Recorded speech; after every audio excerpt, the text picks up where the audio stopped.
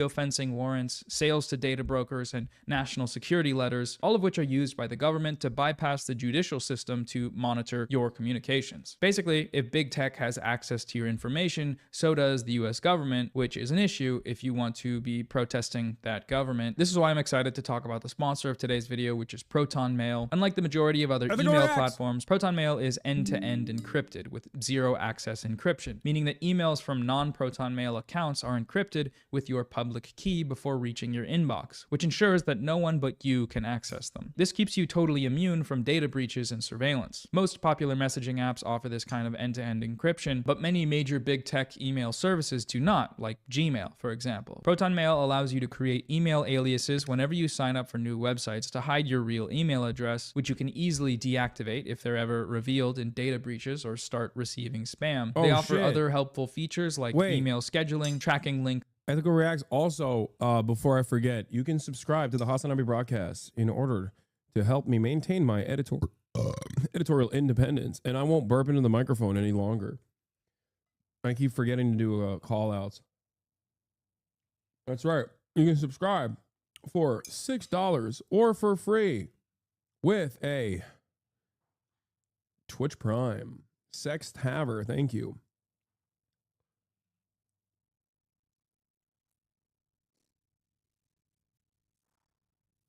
By subscribing, you get new badges, emotes, and also the opportunity to link stuff to me. That's right. Fantastic opportunity. From what I understand, Ethan is also now, once again, dude, has Ethan ever not projected, by the way?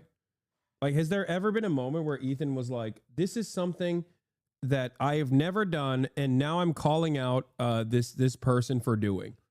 Has that ever happened? It's ironic because if he went after, like, I don't know, fucking Destiny for sex crimes or whatever, he could technically say that, right? He could technically be like, well, I've never shared nude, like, revenge porn with other random, like, Discord groypers that I want to fuck, right? Like, he could just so easily actually criticize someone without directly being in the crosshairs. And instead, in this instance, he's now, I think, yelling at Noah for having a sponsor on this, when in fact, ironically enough, his fucking Context Nuke was also sponsored. He was like, this is a very serious issue. This is the arch anti-Semite who loves terrorism. One of the most important issues of all time, pestering the Western world with his discourse, radicalizing the youth. Maybe he loves Hamas and also Hezbollah. Also, here's an Express VPN ad. Like, dude, what are you doing? Every single fucking accusation is a confession. He'll cry about snark pages while also using his subreddit as a snark page.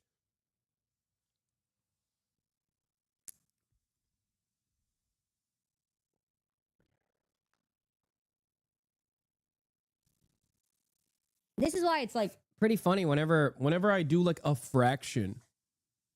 Whenever I respond with a fraction of the smoke that he has had for me for the past half of a year, he loses his goddamn mind. He's like, I'm going to sue every human being on the planet.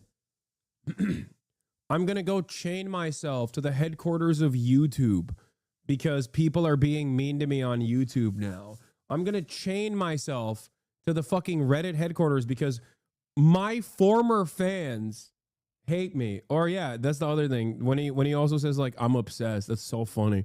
It's like, oh, this Hasan guy, he's so obsessed with me. It's like, dude, come on, please go one fucking stream. Go one goddamn stream without having my name on it. Okay. You try to desperately bring back the new fans that you've developed in your community that are only there for the toxic anti-Hasan rhetoric. So whenever you can't fucking go over 20K, you're like, no, guys, I promise, there's anti-Hasan stuff in here. I promise. Yeah, I see the titling and thumbnailing. It's all over fucking Twitter. It's all over fucking Reddit. Yeah. No, it's a damned if you do, damned if you don't situation. Now, what's funny about it what's funny about it is that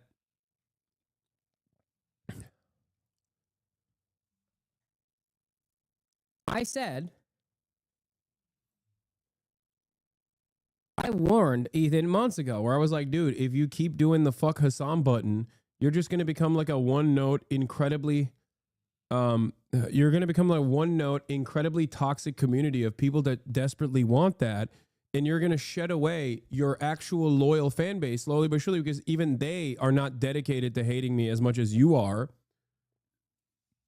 And then those other guys, in order to recultivate the fan base that you once had that care about the goofs and gaffs, you're going to move away from the anti-Hasan shit. And then you're going to lose the fucking new fans that came in just for the anti-Hasan shit. I said this months ago. I was like, listen, you're fucking up your own bag. You're fucking up your own content. Because the new fans that come in because of the crash out, they're not like real loyal fans. They, as a matter of fact, hate you. They don't care. They have hated you for a very long time, and they probably still hate you, but they love that you're attacking me. All the while, you're losing your fans who love you and constantly fucking criticizing them and acting like you want to dox them and shit. The moment that you now turn off the anti-Hasan commentary, those new guys are going to fucking leave. They're going to probably call you the R word again, like Destiny used to call you until he realized he could use you as a weapon. Blocking and inbox cleaning. Switching to Proton Mail is really easy. You can import past emails seamlessly and forward Gmail messages to your new Proton Mail address, or you can start fresh with a clean slate. It's up to you. Proton Mail has over 100 million users and is 100% funded by customer subscriptions, and all services are completely ad-free. They operate out of Switzerland, where they benefit from robust privacy laws. Proton got started with a public crowdfunding campaign and is owned by the Proton Foundation, which is a nonprofit dedicated to ensuring privacy and data protection. Sign up for free using my link at proton.me/Noah Samson to protect your privacy and also support the channel. All right, back to the video now. In this Instagram story, Ethan asks the question, when did I ever support a genocide? When did we ever back a genocide? I'm sorry. When? Like, show me. I have an answer to that. Let's go over it once again. Ethan Klein was the primary signal booster for the smear campaign against pro-Palestine activists that was orchestrated by a group of openly genocidal Zionists during the active genocide of Palestinians in Gaza. Every point raised in his content Nuke video was borrowed directly from Destiny and his community regarding Hasan's alleged terrorism support, his alleged anti-Semitism, and his alleged extremist views. Hasan uncritically interviewed this kid for about an hour. It was the most brazen display of disgusting terrorist propaganda that I have maybe ever seen in Western media. Okay, fine. He likes Hamas, he watches their propaganda, but he's not going to deny the violent rapes that took place. That is way beyond the pale. Ethan himself oh my God, he's just showed sources. Oh, he's sourcing it directly back to the subreddit. Once again, a subreddit that when we first started the Leftovers podcast, fucking despised him. A subreddit that actively called him the R slur. A subreddit that actively made fun of him, made fun of his wife, made fun of all of the employees, made fun of Teddy Fresh, everything. In ways that I have not, by the way. Like, people will say, oh, you make fun of Teddy Fresh? Like, yeah, sure, there's like some of the merch that I made fun of. But the shit that these guys used to say about Ethan, and then only to turn around and act like they're massive fans of him, specifically because he became an anti-Hasan loyalist. And it's funny because I don't even think they still like him. They think he's stupid. They just like that he is constantly elevating the smears. It is hilarious. It's also kind of sad that he just doesn't recognize that.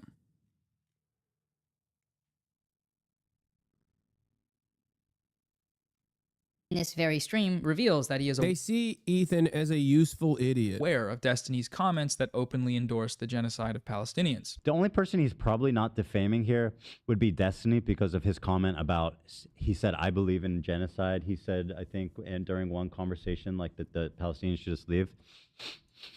So if you're talking about defamation, that's like an easy out, right? For legally speaking. So that's one way to back genocide, is by functionally collaborating with an openly genocidal Zionist who you know is openly genocidal on a video that reached over 3 million people exclusively using arguments and out-of-context clips that were compiled by the community of that openly genocidal Zionist. The other major way that Ethan backed the genocide of Palestinians in Gaza with his video was by spreading atrocity propaganda narratives that the Israeli state, military, and its backers in the West have used as rhetorical justification for their genocidal actions. This backing precedes Ethan's content nuke, as he was one of the first major content creators to spread the 40 beheaded babies hoax. They found 40 dead fucking babies at this kibbutz where like tons of people got killed. Now, I don't know if they were beheaded, okay? And some people really care about that detail. So to me, the 40 babies is enough. I never really thought that I would see and have confirmed pictures of terrorists beheading children. A false claim that he has yet to rescind or apologize for making. In the content nuke, he doubles down with this sort of propagandizing for the state of Israel by spreading the Hamas mass rapes hoax. He cited the documentary from Sheryl Sandberg. Bro. Israelis don't even believe these fucking interrogations are valid. The purpose of these interrogations are to humiliate Palestinians. It's not actually it's torture. Like, these are tortured people. What the fuck? I didn't even realize he was like, did he actually use the fucking interrogations? Like the torture confessions as proof that like Hamas was doing mass rapes? Is he fucking that stupid?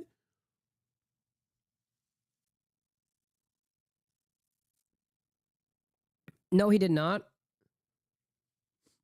Oh, they're saying Sheryl Sandberg used them. Okay, good. Oh, Jesus Christ. I was going to say. Also, by the way, he used the reason why Noah's bringing up Sheryl Sandberg's video, Sheryl Sandberg's documentary. Sheryl, who, by the way, has allegations against her that came out recently. The reason why he's showing this is because he did use a clip from Sheryl Sandberg's documentary, in air quotes, about like the mass rapes hoax.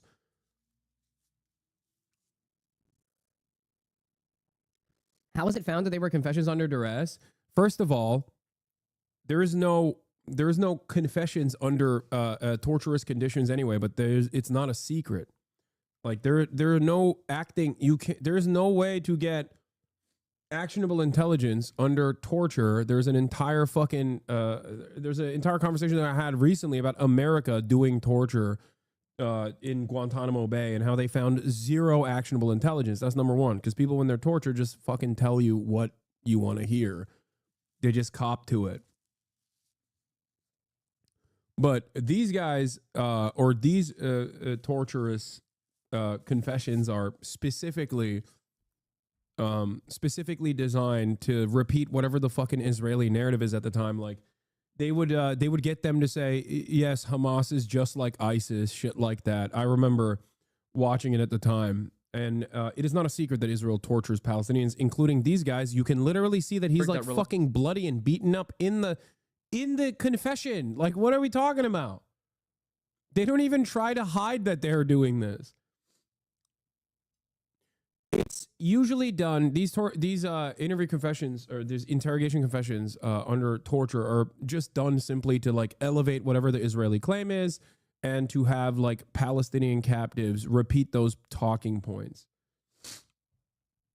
They've done this to children too, by the way, which is fucking insane. I remember covering it a while. Like, there's a very famous incident of a child who's like 14 years old in a similar situation. And they're just like making him say whatever the fuck they want. Relied on testimony made under duress in Israeli detainment centers and unverified claims from witnesses. Earlier this year, former Facebook executive Sheryl Sandberg produced a documentary that was screened at the White House and on Capitol Hill. Last year, Hamas committed horrific acts of sexual violence. Cheryl, I thank you for all your work to bring to light the horrors of this issue and for your film about what happened on October 7. The way that Sandberg proved her case, shockingly, was significantly through the use of coerced interrogation videos. The documentary, of course, won praise in the pages of the New York Times and is, to this day, sitting on the White House website. The White House website now says, quote, "Preventing and responding to conflict-related sexual violence is a top priority for President Biden and Vice President Harris. Since October 7th, President Biden, Vice President Harris, and our entire administration have consistently condemned Hamas' horrific sexual violence. On June 17th, the Vice President hosted an event at the White House, which included a panel discussion and remarks by advocates and survivors of CRSV from around the world, and a partial screening of Sheryl Sandberg's documentary, Screams Before Silence, on Hamas's sexual violence on October 7th. Now, Amnesty International, Human Rights Watch, B'Tselem, and Physicians for Human Rights Israel all rejected the use of hostage interrogation videos in the months after October 7th. What? No way. Another group of anti-Semitic charlatans, once again, saying Israel's usage of tortured confessions is not viable and actually, lo and behold, a direct violation of international human rights. Oh, they must be Hamas. They must be anti-Semitic. Isn't it strange how everyone is anti-Semitic? It's just crazy. The United Nations is anti-Semitic. Human Rights Watch is anti-Semitic. B'Tselem, the Israeli human rights organization, is anti-Semitic. It's just so crazy. The coincidence that all of these fucking groups, many of them, like human rights, was it Amnesty International or Human Rights Watch? Like literally created by a Holocaust survivor who is a Zionist. Like, understand something here. They're calling that guy fucking anti-Semitic, dude.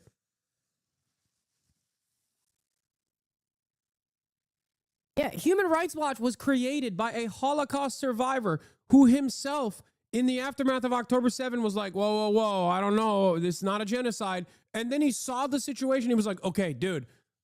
He was like, I'm a Zionist. I love Israel. Holy fuck, they're doing a genocide.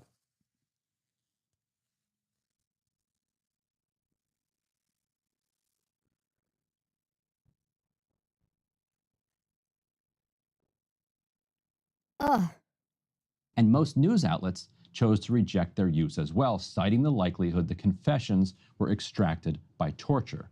Sheryl Sandberg, the White House, and Hamas have all gone a different direction. Now, my point about this propaganda claim seems to have been misconstrued by some viewers of my video. The claim in question is not that rapes occurred, rather that Hamas systematically weaponized sexual violence during the attacks. This was the claim spread by mainstream news outlets like the New York Times and used by the US government and the Israeli government as a pretext for blowing up occupied apartment buildings.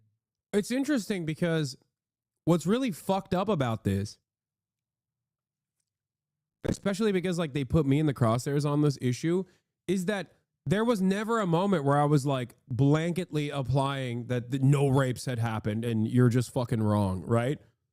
Even to this day, I maintain the position that there is a likelihood that in times of conflict, especially when like criminal elements penetrate the security boundary of Gaza, like, or not criminal elements, but just like fucking random people that are not a part of a militia movement, there is a likelihood that it could have happened. It happens in times of conflict all the time. And having said that, Israel has been the only person, the only unit, the only organization that stood against justice for victims. Okay? They, one, undermined all the forensic evidence initially, and two, have never allowed any sort of independent investigation to be committed and to simply take their word on it without showing any evidence whatsoever. To this day, there's not a single piece of first-hand account, like real first-hand, reliable testimony. As a matter of fact, all the first-hand testimony that has been presented in the aftermath of October 7 and repeated in perpetuity were very quickly dismissed because people found out that these guys were just fucking lying.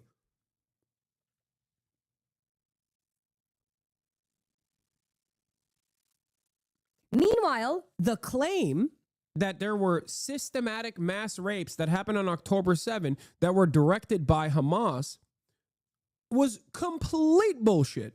That's it. The only evidence in that regard is actually evidence to the contrary, that this was not a thing that happened.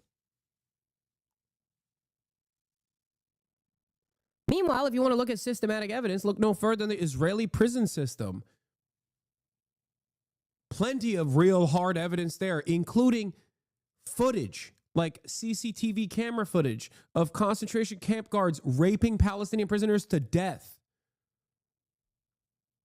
Look no further than the mentality of the Israeli society, at least certain segments of Israeli society, that did a pro-rape riot after the Israeli government, the Israeli prosecutors wanted to prosecute 6 of the concentration camp guards that had raped Palestinian prisoners to death with a metal rod. And the far right in Israel fucking went up in arms with weapons and balaclavas and shit and stormed the goddamn... Hasan, you're spoiling the video? Okay, well, I'm sorry. This is very frustrating. All right, let's just keep going. Let's hear target low-level Hamas commanders. The UN report that was released and cited widely by defenders of Israel as evidence that this is true says the opposite. The mission team was unable to establish the prevalence of sexual violence and concludes that the overall magnitude, scope, and specific attribution of these violations would require a fully fledged investigation. Ethan's citation of the conclusion to this report, point 86, that there are, quote, reasonable grounds to believe that conflict-related sexual violence occurred at several locations, does not at all verify the claims made in his... Yeah. Unlike Ethan, I actually read that report on stream. Because unlike Ethan, I actually do fucking research. And ironically enough, if Ethan had done at least a little bit of research on what I've said on this issue, he could have found that video of me going through line by line of the fucking report itself. The report itself does not say what any number of these different pro-Israel morons claim it says. The report itself actually is quite damning if you understand the language that they're using, where they say, beyond circumstantial evidence, beyond a forensic analysis of footage where we are speculating that someone might have been victimized due to the crime of rape, there is no hard evidence on this. The only instance that reaches beyond the hearsay or now falsified firsthand accounts is the hostage testimony. One of the Israeli hostages testified that she was sexually assaulted. That is the only instance of real hard evidence. And that was after October 7. That wasn't even on October 7. That's what's so crazy about it. It's like these guys fucking literally, and that's unjustifiable, by the way. Just make no mistake. Obviously, there's no like fucking pro-resistance rape or whatever. That's not what I'm saying either. But it's wild that these guys unironically refuse to do the research and then make it your fucking problem. Like I have to deal with this for the rest of my life now. You know what I mean? People just being like, "Oh, dude, I saw some shit about you, dude. What the fuck's going on?" It's like, get the fuck out of here. Video in the central piece of evidence which he cited for it, which was Sheryl Sandberg's propaganda film. What happened on October 7th was mass, systematic, planned rape and genital mutilation of women. Nor in all the places that systematic sexual violence was alleged against Hamas, which it was many, many places, mainstream places. This conclusion also does not contradict anything Hasan has ever said about October 7th. In every clip cited in the video, Hasan is talking about the systematic rapes claim. The systematized mass rapes that Hamas dealt on October 7, not a single bit of that has been verified. The clip that was cited repeatedly by Ethan, what he seemed to think was a smoking gun, downplaying the violence, specifically the sexual violence, which he's done a lot of. Doesn't matter if fucking rapes happen on October 7. Like, that doesn't change the dynamic for me even this much. So that's the other part of this problem that many people that can't contend with. Like, the Palestinian resistance is not perfect. They're not like so good. They have magical bullets. Ethan's presentation of this clip is dishonest, though. It doesn't even matter. None of this justifies that Palestinians have a right to dignity, a right to emancipation, a right to live fucking free lives, free from this occupation. Doesn't matter. Doesn't matter if fucking happened on October 7th. Like, that doesn't change the dynamic for me even this much. Hasan isn't talking about sexual violence in a vacuum. He's talking about it in relationship with something else, in relationship with the struggle for Palestinian liberation. It's like saying that it doesn't matter if rapes occurred during a slave rebellion. That doesn't change the dynamic that slavery should still be abolished, which is an entirely uncontroversial statement, if you're against slavery, of course. Some noted that the UN report called for further investigation. You know what's funny?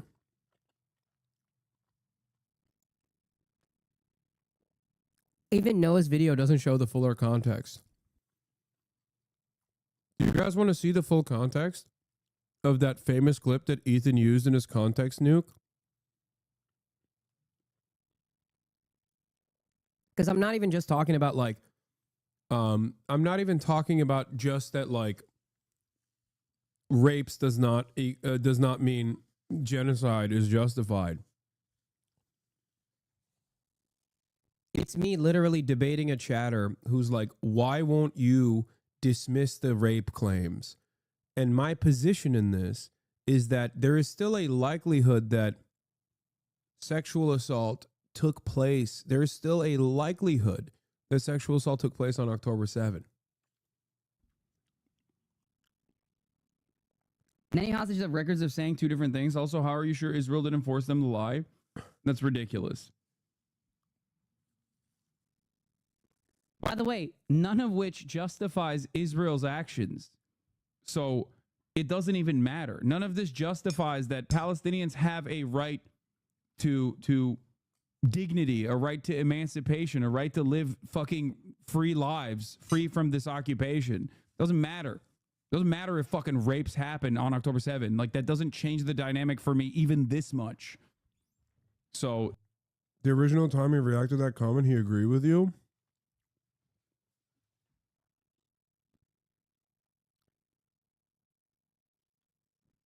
Isn't that crazy? that's the other part of this problem that many people that can't. Isn't that wild? Into these alleged crimes, and that's true, it did. However, further investigations have been repeatedly denied by only one party, and that party is Israel. Why not put the responsibility and blame the atrocities quite simply on the perpetrators and say it was Hamas who did it? When I accepted the invitation from the government of Israel, we had a number of meetings and we discussed the parameters and explained clearly the purpose of the mission, which was only for the purpose of gathering, analyzing, and verifying information. But still, it is pretty clear who did it after talking to survivors and hostages returned, right? It wasn't the Belgians who did it. Just, I mean, it's pretty clear. I understand the frustration of the people of Israel. I mean, like, I was distressed when I came to Israel because I saw a traumatized nation.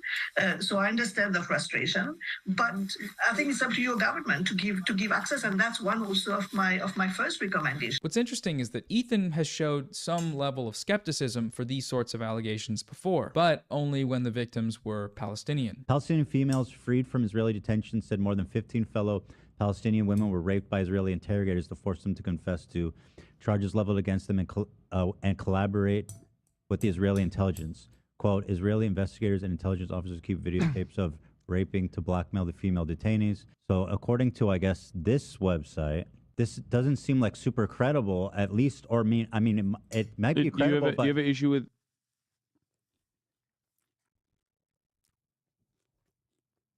AB's dad works for CARE, by the way.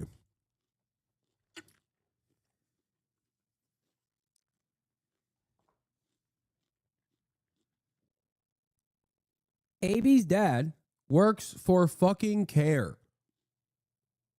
The website and the organization that he's considering to be not credible. Council for American Islamic Relations.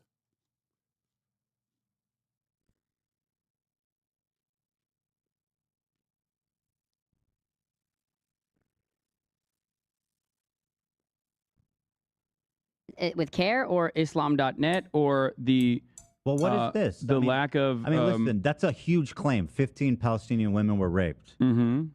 I was sexually abused and photographed, she said. But like, what? I don't know what this is. What is this? What do you mean? Is this a source? You're asking if I it's think- credible. Yeah, yes, care is credible. I think at least. What is care is There's the no the source. There's like nothing here. Like shit. I mean, that's a pretty extraordinary. It's interesting because there's so much evidence for this.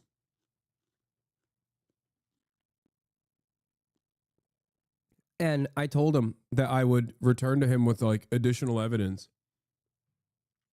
And I think he even found it himself. And I remember the Destiny community at the time found this like insane source that claimed that Israelis were too racist to rape the Palestinians. And that was the argument that they were going with. Like in Destiny subreddit, I remember they were like, Hasan is so stupid for lying about Israeli systematized rape in Israel and Israeli prisons. Because here's this proof from a scholar that Israelis think Palestinians are too subhuman to actually rape them. They literally fucking did that, by the way. That was a real thing that they did at the time. I don't know if someone can fucking find it in the Destiny subreddit. I'm sure it's still out there. Around like a day after or the same day that this video came out, I remember seeing it. I always thought it was gross they had this clip prepped and never even warned you so that you could bring in sources. He just put you on the spot.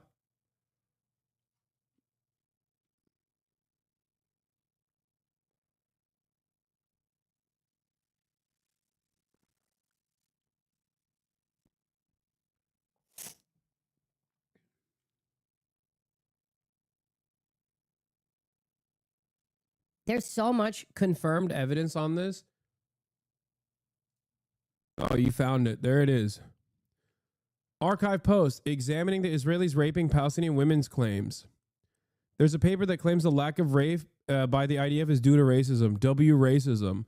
I owe you an apology. I wasn't really familiar with your game. This is them like just having fun because they wanted to dunk on me. Having a conversation with Ethan about like the credible allegations made by numerous Palestinian victims under Israeli prisons. If you want to know how someone can be so consistently on the wrong side of every fucking argument, here it is.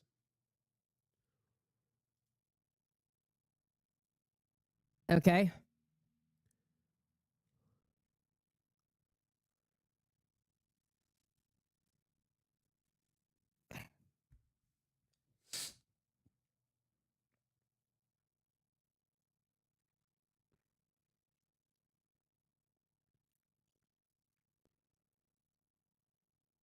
The bastards won't rape them. My sides.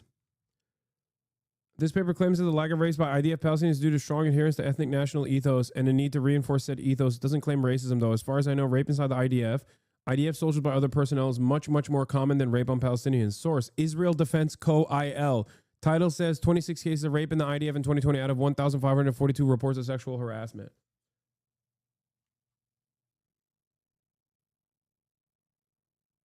Yeah.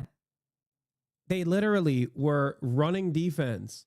This is where it first began, by the way. This is where it first began. By a group of people that call themselves the Taliban or even the Hezbollah. It's the other thing. How is the subreddit not banned? They meticulously deleted all of the fucking brigading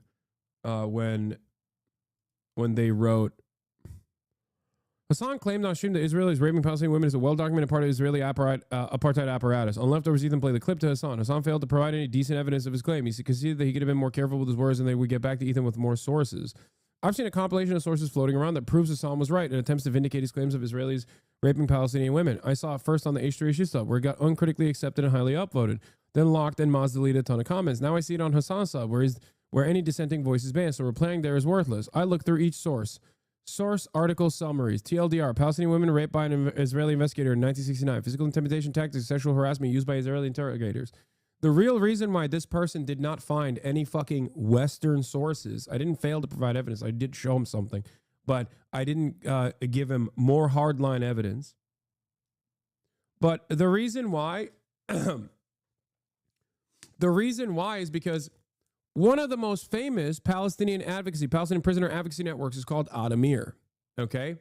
Now, you might know that name or you might not know that name, but let me tell you why you might have heard about that name. Because a former State Department official that actually quit over America's handling of Israel in the genocide went on Christian Amanpour's show and openly admitted that Adamir was a Palestinian prisoner advocacy network that had documented extensive cases of Israeli torture in prisons, including but not limited to sexual violence. He also admitted that after this report came out, that Israel declared them to be a terrorist organization and then went in and seized their hard drives and made them functionally illegal. The United States government followed suit shortly thereafter. This is a process in which Israel does everything it can to actively undermine the truth. They will consider you a terrorist organization and will shut your operations down. This is the same country that... Yes, I'm talking about Josh Allen on Christian Amanpour, where he openly talked about the story. The report was that the Israeli prisoners had, yes, raped a 13-year-old boy. That was a bridge too far for them to have out there. So they fucking went back. Same claim back when he operated in good faith. Yeah, this is the other side of the story, where when Ethan first heard me say these things, he understood what I was talking about. But that was, of course, 4 months ago, streamed on, no, not even 4 months ago, but streamed on October 30th, 2024. Where he heard this, where he initially encountered this claim, he had a very different attitude than the one he presented in the fucking content, the context nuke. Hey, come on. That's a Jew joke.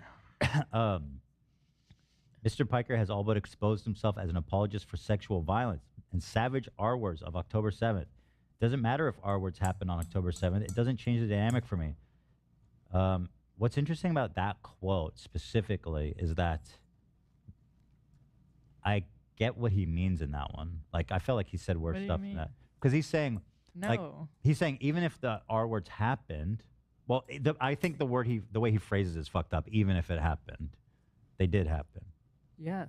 But he's saying, even if they did happen, it wouldn't change the calculus for him, which I understand what he's saying. But I guess the way he's saying it is, Horrific. even if...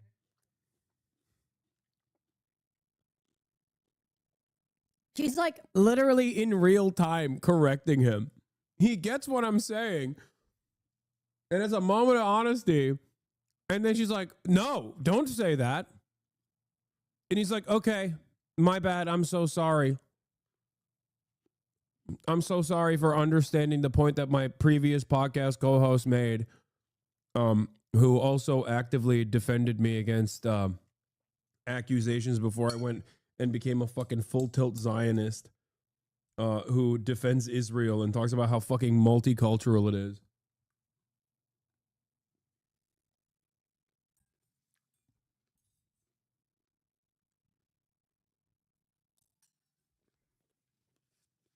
It didn't happen is fucked up. Yeah, I would not argue that. I'm just trying to play devil's advocate here. It's just a devil take, not devil advocate. I don't even think this, but just to play devil's advocate for a second. I mean, just imagine to the girls that did survive, somebody's saying, That's a very I don't care if it happened. You know? Well, so like the ones Wait, that what do you mean? Yeah. No.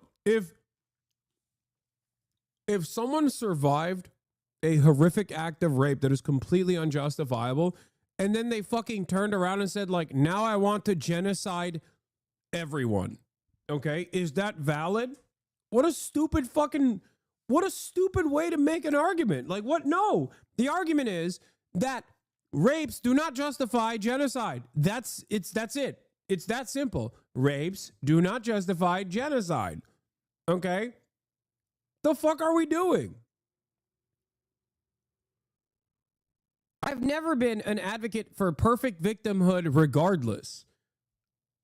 Like, it's just so dumb People always have this notion that like you have to be completely perfect. No one is. No one is a perfect victim, okay? Palestinians are fairly close to it overall, but it doesn't matter. Even if they're not, it still doesn't fucking matter. What are we talking about? The Nat Turner Rebellion was very violent. Very violent. Does that justify slavery? No.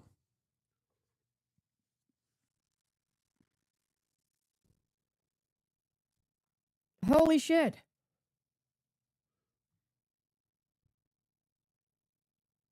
Don't you hate when you slip up on accident? You No, this is back when his brain rot wasn't full tilt at that point, I don't think.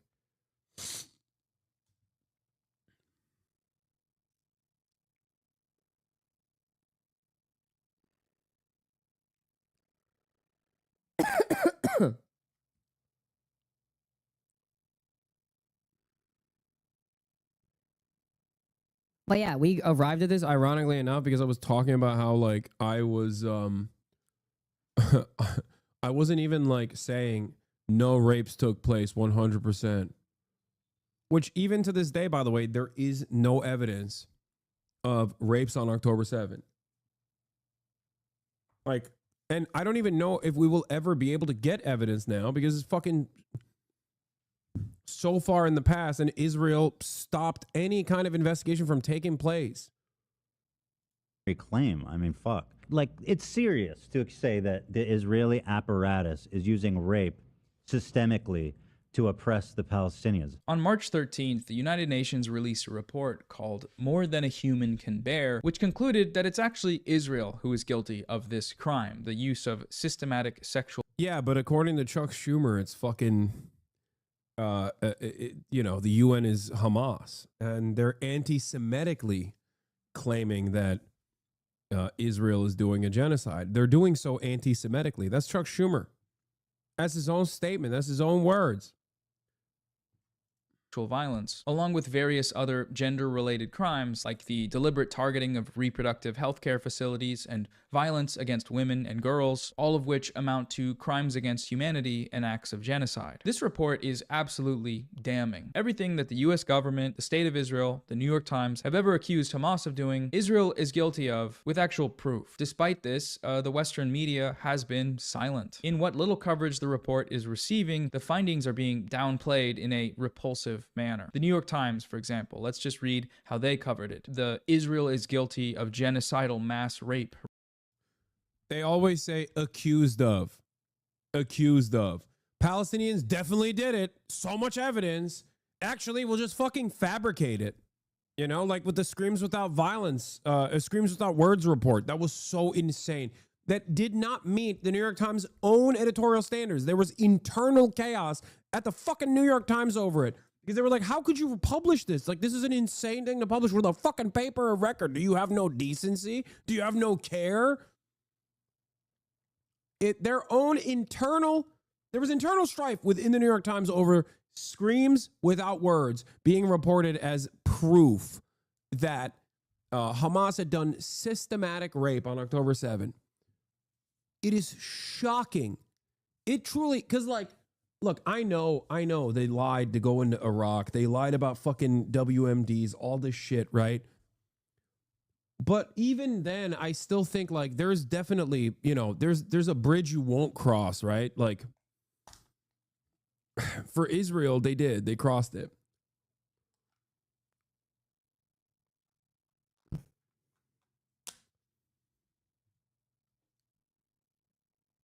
By the way, the initial UN report that Noah did not mention in this video that much says that the overwhelming amount of evidence, there's different standards within the UN report. I covered it back then. But if I recall correctly, there are different standards for evidence, okay? There is direct evidence, like forensic evidence, which is much harder to manipulate. There are secondhand testimonies, firsthand testimonies. There's, you know, like firsthand eyewitness testimonies that can be wrong, okay? But it's like still a higher standard of proof. And underneath it, like at the bottom of the barrel is like the forensic analysis that they do by looking at photos, where they'll just be like, Like the famous case of that one girl who had had what looked like blood on her pants. The assumption at the time from everyone was that that person was, trigger warning, I'm talking about some really fucking horrifying things, right? You know, trigger warning depictions of rape, sexual assault, violence, all that stuff. People had speculated that that person had been raped and there was blood in her pants. Okay? That is not a standard. That is not a standard for a rape claim, because there's no proof that that is what happened. Like she could have sat on a fucking pile of bodies. She could have sat on. It could not have. It was mud. Like it could have been mud. Like there's so many different circumstances that could be the reason. That's why doing forensic evidence, or she could have been shot. You know what I mean? So there is a lot of speculation that goes into forensic examinations like that. And that is the reason why you need a higher standard for making claims like this. Yeah, also collaborative evidence, multiple people telling the same similar stories. Exactly. None of these instances are. No, you can't say she was taken hostage regardless. You can't say that. That's not what we're talking about. Everybody knows she was taken hostage. I've never fucking said that she had not been taken hostage, let alone I've never even said that like there was no rapes that took place on October 7. There's a difference between the statements. There's a difference between a examination of the readily available evidence and whether or not it actually fucking reaches the standard of proof beyond a reasonable doubt. There was no investigation conducted beyond hearsay or beyond statements made by the Israeli government and the Israeli police. That's it. Israeli prosecutors even a couple months ago said no one has come forward with claims of being victimized by sexual violence. Now, there could be societal reasons for why women might not speak out on this front, because they're embarrassed, because they don't want to say it. But having said that, yes, you did, weirdo. You said what rapes? I don't think you're hearing what I'm talking about right now. I'm going to unban Peekaboo's Portia because you are having a hard time comprehending the words that are coming out of my mouth. Okay? There is, as it stands, no hard evidence on rapes taking place on October 7 beyond forensic examination of photos and circumstantial evidence. There have been numerous investigations, even internally, conducted domestically inside of Israel, where prosecutors have... Oh, did they fix it? Oh, thank you so much. Oh, okay, Saul. Of course. Eyvallah anne, çok sağ ol. Neymiş sıkıntı? Okay, all right, thank you. You are a terrorist supporter. You back all the things that fit a pro-Palestine narrative. Multiple people have reported it. Yeah, I am pro-Palestine, you fucking idiot. What are you talking about? I love that. I love that this guy openly admitted, like a fucking moron. Yeah, I'm pro-Palestine, you dumbass. Yeah, you caught me. Arrest me, officer. The fuck do you mean? That is amazing. Yeah, multiple outlets have reported on it. Reported on my pro-Palestinian position. I don't know, CNN, New York Times, Los Angeles Times, numerous other outlets that have reported on the fact that I am, as a matter of fact, pro-Palestine, uncompromisingly, and pro-Hamas. Oh, okay. You are a terrorist supporter. Well, you can't go back on that. You already said if you're pro-Palestine, you're pro-terrorism. You know what I mean? While the actions on October 7 were entirely avoidable, the power in that regard is entirely in the hands of the responsible party, the settler colonial enterprise that is Israel. That's it. these violent desires, i.e., maintaining an apartheid state, which maintenance requires a tremendous amount of violence, will inevitably have violent ends, i.e., October 7. There it is. And if you were to ask me, for example, out of the two parties that are not even operating on the same moral playing field, which one is genuinely a more moral actor? Yes, I would say Hamas is better than Israel. That is the truth. Hamas has not killed, whether because of logistical hurdles or whether because they don't have an air force or whether because they're not backed by the largest superpower on the planet. Doesn't matter. Hamas was a more moral actor on October 7 than Israel has been since October 7. That is a factually accurate statement that will probably warp your fucking mind when you hear it, right? Because you go, what? What do you mean? That is an undeniable fact. Go ahead. Explain to me how I'm wrong. The Israeli occupying force has a higher standard of morality as a state actor that is backed by the largest terrorist force on the planet, the American government. In terms of targeting civilians versus enemy combatants, Hamas is a more moral actor than Israel. In terms of targeting children versus adults, Hamas is a more moral actor than Israel. In terms of targeting women versus adults, male combatants, enemy combatants in general, Hamas is a more moral actor than the state of Israel. The faster you reckon with that truth is the easier you will understand the dynamic at play. I do not condemn the Nat Turner rebellion because it is not my place to do so. Okay? The same goes for the ANC, the same goes for the IRA, the same goes for the FLN. Resistance and the violent standard for resistance is set by the oppressive colonial party. Okay? There you go. He's baiting you for a clip? No, I know he is. I know. He's like, come on, please, please, please. Please say you love Hamas. Please, please say you love October 7 and Hamas so I can clip you and then blast you into oblivion. I already gave you a clippable take. Is it not good enough for you? Are you worried that other people will hear what I have to say and go, wait a minute? Yeah. I feel like people will get the Warsaw Ghetto connection to what's happening. Yeah, the Warsaw Ghetto uprising. Exactly.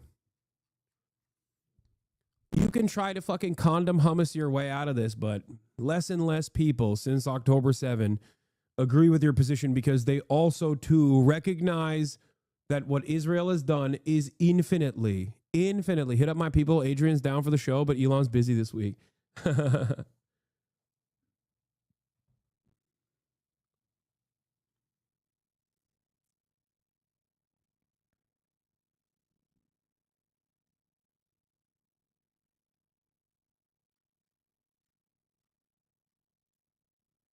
Yeah, the Warsaw Ghetto Intifada. Think about how fucking stupid you would sound if you were like, I don't understand why the Jews resisted in the Warsaw Ghetto Intifada.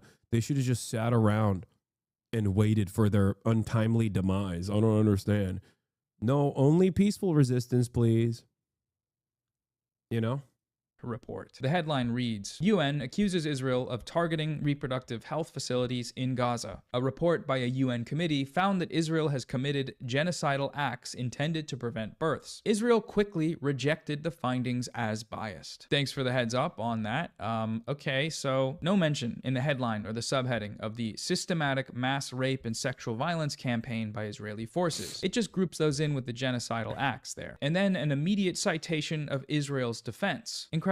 Let's read on. A United Nations commission on Thursday accused Israel of targeting hospitals and other health facilities in Gaza that provide reproductive services, including an IVF clinic where thousands of embryos were destroyed in what it called an effort to prevent Palestinian births. The report by the UN commission.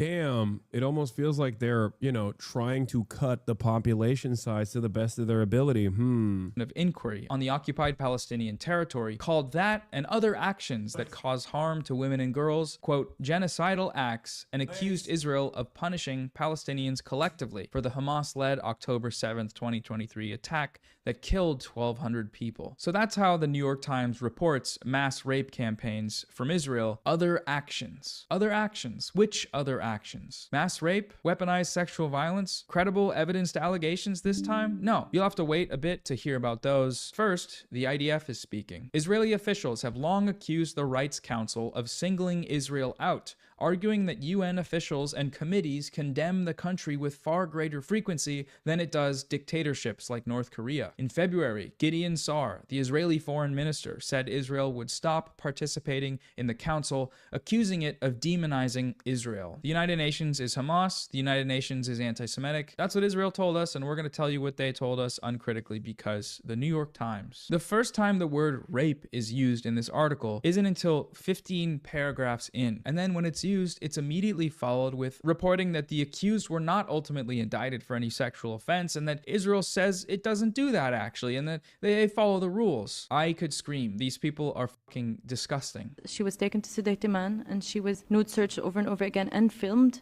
and then she was raped twice by Israeli male soldiers, 2 of them at a time, while videotaping her. We have also one testimony of a woman who was also taken. She says she was also raped by an inspection device by a female soldier more than once. They inserted the inspection device in her rectum. We have also one testimony of a woman saying that she was strip searched and they would beat her on her behind and they would humiliate her in front of each other. Most of the women also who were taken from Gaza, West Bank and Jerusalem said they were beaten on their genitals, which has made it to conclude that there must have been a directive that's been given to the Israeli army to treat women in such manner, because in Jerusalem you're treated by completely different law enforcement than in Gaza or in the West Bank. But all these women said they were beaten on their genitals.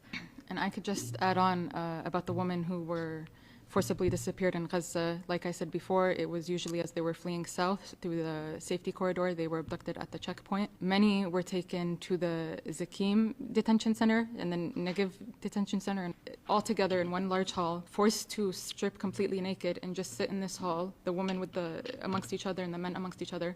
And it's also been reported and known that Israeli civilians are invited to come to this detention center and mock the Palestinian prisoners while they're naked, photograph them, and watch them as if it's a zoo. Just complete and utter depravity. Okay?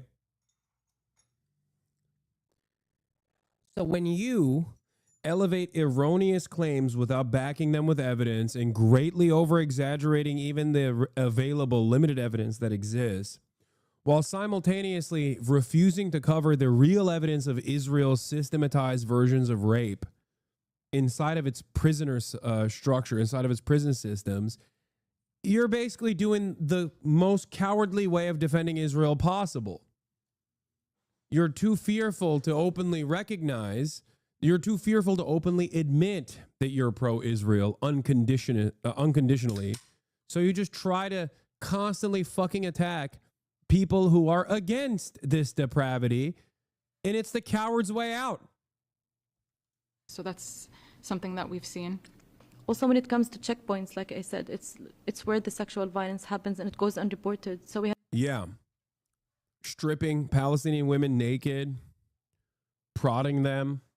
Have a testimony of a teenage girl who. They won't let their fans watch any of this and say, when did we support genocide? I mean, you have the capacity, if you fucking meet an Ethan Klein fan in the wild or whatever, or online, you can direct them to these videos and be like, look, man, make up your own mind. You know what I mean? That's what they do. They try to get everybody to watch the fucking context nuke all the time, and then they'll be like, see, you've changed my mind. I'm the dumbest person on the planet, and I was incredibly not knowledgeable on this issue.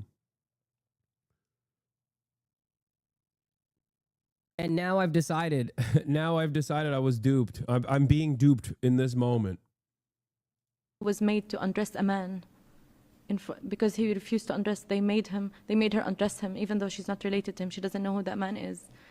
and while being searched and touched and molested on their breast and on their genitals as well. The media has largely downplayed this report and its findings, but it does conclude that Israel is guilty of the most prominent accusation made against Hamas on October 7th, which is that it weaponized sexual violence systematically. Israeli security forces do this in a coordinated, intentional manner with the goal of subjugating, humiliating, and collectively punishing the Palestinian population. Will the people in this smear campaign acknowledge the existence of this report? Will they acknowledge that their unverified accusations against Hamas are verified actually by this report against Israel? I personally doubt it, but who knows? It's serious to say that the Israeli apparatus is using rape systemically to oppress the Palestinians. The other piece of Zionist propaganda cited by Ethan in his video was his downplaying of the Nakba. He has participated in overt Nakba denial before. 1948, the War of Independence is called in Israel. Others know it as the Arab-Israeli War. So I just want to note here that Ethan gave this supposed war 2 names there, but he missed one, the Nakba. And the Nakba is a very relevant and... Peekaboo's Porsche, how does this justify what Hamas did? Both are wrong, and you are still rape denying when it very much happened. I understand your perspective, but why do you have to go 100% of the way while also denying atrocities on the other side? I have not. The difference between you and I is that I critically examine the readily available information and the evidence. You, on the other hand, add a whole bunch of shit that you believe happened. There's no denial of the atrocities that took place on October 7. This is something that I've actually talked about quite a bit. I've seen the videos. I watched the same videos that you did.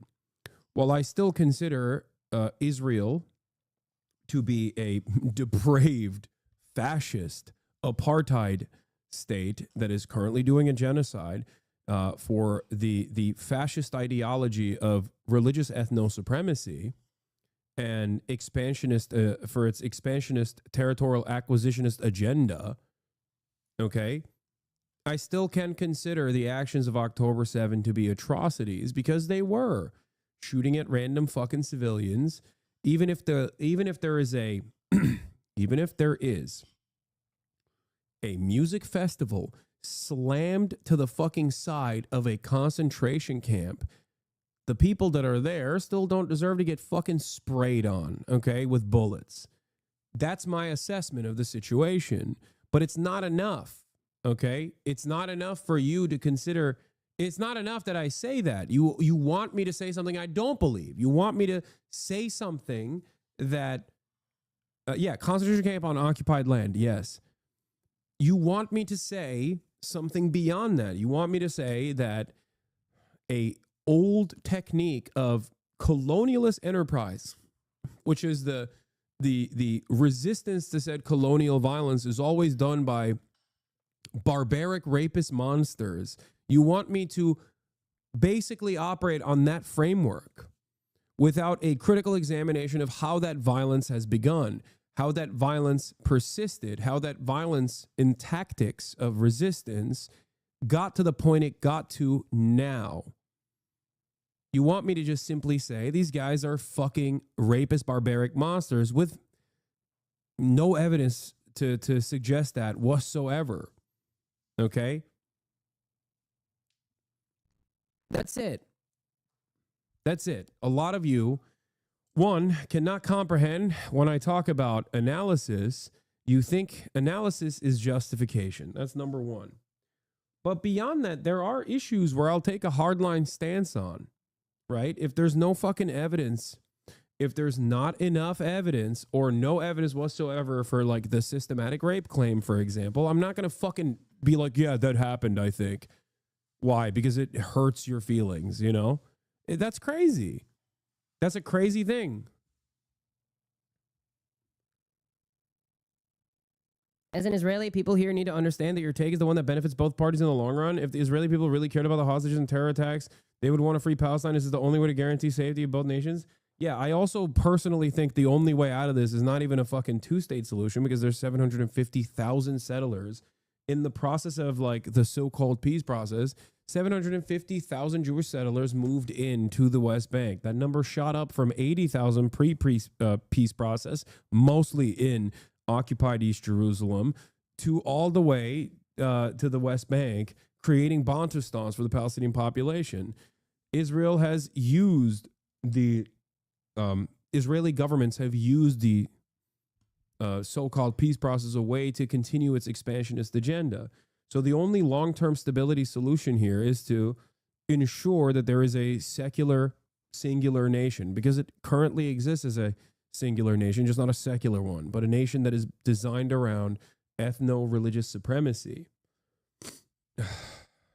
And I think people don't understand that. There needs to be a Truth and Reconciliation Committee.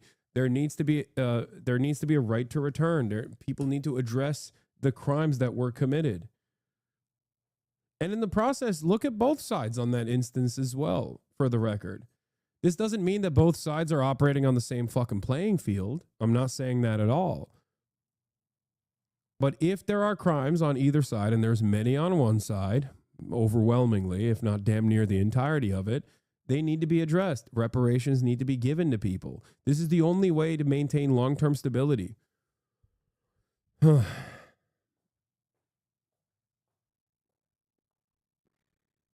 Anyway, let's continue going. Very apt name, because the fact of the matter is that when this supposed war happened, the Palestinians had no real organization, no real funding, no really significant armed groups or leadership to protect them to fight back against the Zionist colonists, while the Zionist colonists had for a very long time organized terrorist groups, militias, etc. among them, which were extremely well funded by international organizations that they had formed, which were dedicated to funding and fomenting the Zionist colonization of Palestine. Hence, what Ethan Klein calls a war here actually started out as mass killings and expulsions by an organized military against the people who did not have one. The Nakba, contrary to the narrative of Ethan and Hila here, began before the intervention of the nearby Middle Eastern Arab states. It was a reaction to it, in fact. By the time of the Israeli Declaration of Independence, more than half of the people... This is bad empanada,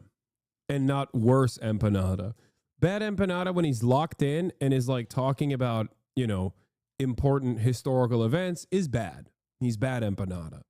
Bad empanada when he's talking about fucking drama slop tube as a drama slop tuber himself is worse empanada. I heard that he's still fucking yelling about how he was right and I was wrong for being stupid enough to say that I would entertain the notion of going to Gaza, not realizing he's like, oh, he's so stupid.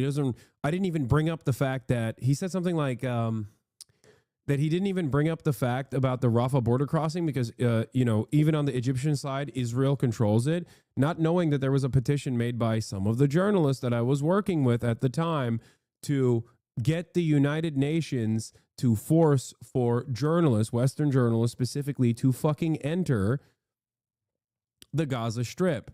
Over 100 journalists signed a letter requesting Egyptian authorities to allow access to Gaza through the Rafah crossing, February 3rd, 2025.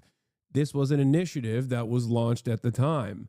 Of course, that empanada, I think, doesn't want to come across like he's in the wrong, so he's just going to keep fucking saying that I was in the wrong for even maintaining this position. It's okay. Ultimately, the reasons as to why I don't, you know, get too upset or offended over the shit that he does is because of this. This is the bad empanada. And when does Israel listen to the UN? It doesn't matter that Israel doesn't listen to the fucking UN. Whoa, a petition is definitely going to step over a genocidal state. Oh my God, dude. Dude. You guys are so unimaginably stupid and behaving in the same prideful way for someone else at this point. Dog. I know that it is not likely, and it clearly didn't work. That doesn't mean that there weren't steps of trying to make it happen at the time. Oh my Lord, so many of you are just still.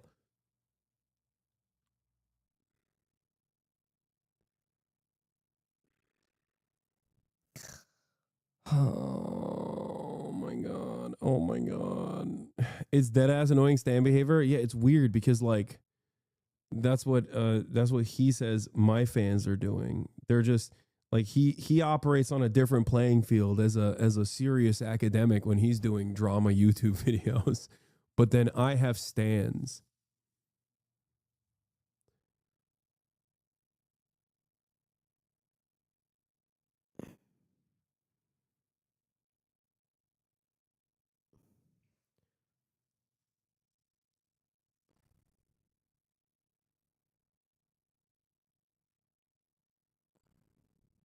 If Bad Empanada and Worse Empanada had a fight, which one prevails? Bad Empanada prevails because Bad Empanada cares about doing research.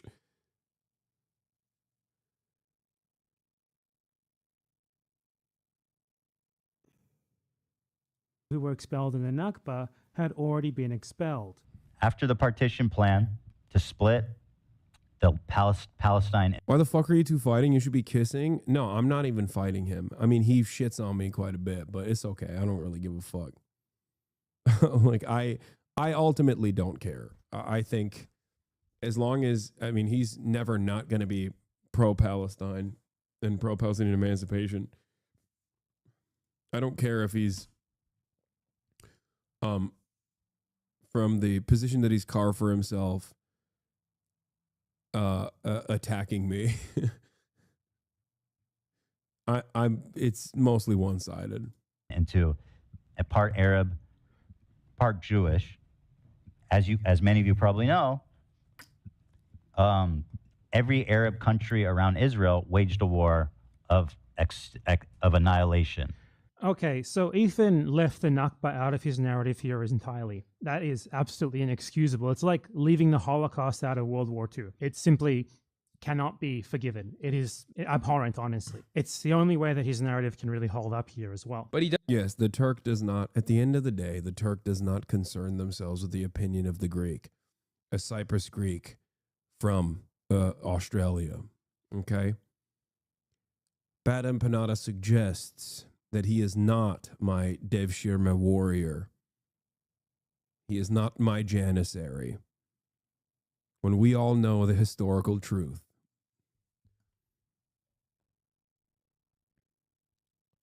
As a Cypriot Greek living in Australia, he is my sleeper cell, Devshirme, Janissary warrior. Is there a good empanada? Maybe. I saw someone in my community saying Noah Samson is like if Bad Empanada took his meds, and it's like, yeah, this is the good empanada. He does it again in the Content Nuke in a different way. He downplays the Nakba in the Content Nuke by equating it to Jewish expulsion from Muslim countries. In fact, there was more Jews displaced than Palestinians during the Nakba. 1 million Jews. Yeah, that was so gross, dude. I could not believe that he said This is done that. with misinformation, so he lies by omission regarding the nature of Jewish immigration to Israel. But even if he hadn't, this is on its face a piece of Zionist propaganda. Because being a refugee does not enshrine upon you some right to steal other people's land and make them refugees. That's what the settlement of Israel was, and any equivocation between that and other factors is a direct rhetorical justification for the crime. The very premise behind it is obviously flawed, and presenting the partition plan as if it was not clearly a grave injustice is a rhetorical trick to then sort of implant this idea that what Israel did was legitimate. They were just abiding by the plan, apparently, even though they broke every single thing that was stipulated in it, and that it is the fault of the Palestinians for rejecting obviously untenable things like this, rather than just giving up more than half of their country to new arrivals for their own exclusive use. And it's especially ironic that Zionists love to cite the partition plan as somehow legitimizing when they reject, like, literally every other UN prescription or decision, binding or not, ever made on the subject of Israel-Palestine aside from it. The last main point on Ethan's support. I'm not clicking on the good point that he's made here. Okay, Hasan's poop sock, you can't get me that fast. Of the genocide in Gaza is his effort to delegitimize resistance to that genocide. He spends a good deal of time in his video going after Hezbollah and Ansar Allah, literally calling them the bad guys. All right, so these guys are clearly the bad guys. I feel like I already touched on this a bit in this video and the last one, but what struck me about this section was just the brazen lies about these groups, spreading the ridiculous claim that Hezbollah is responsible for the entirety of the death toll of the Syrian civil war, while also changing all of those deaths, which included combatants, to civilians, and accusing them of genocide. He has a poop sock pass. Does he want to use it right now? I caught him. Like, he wants to get me. It's going to be, he has a poop sock pass. But if I catch him, then it's not as funny. You know what I mean? He gets a freebie, but I'm doing this for him. I'm doing this for all of you. Okay, we're also talking about something super serious right now, and we're fucking talking about poop socks and shit. But like basically, this is to preserve the integrity of the poop sock, the one poop sock that he has. You know what I mean? If he wants, I'll click on it right now, but he'll burn his one lifetime poop sock. Do you want me to click on it and burn the one lifetime poop sock?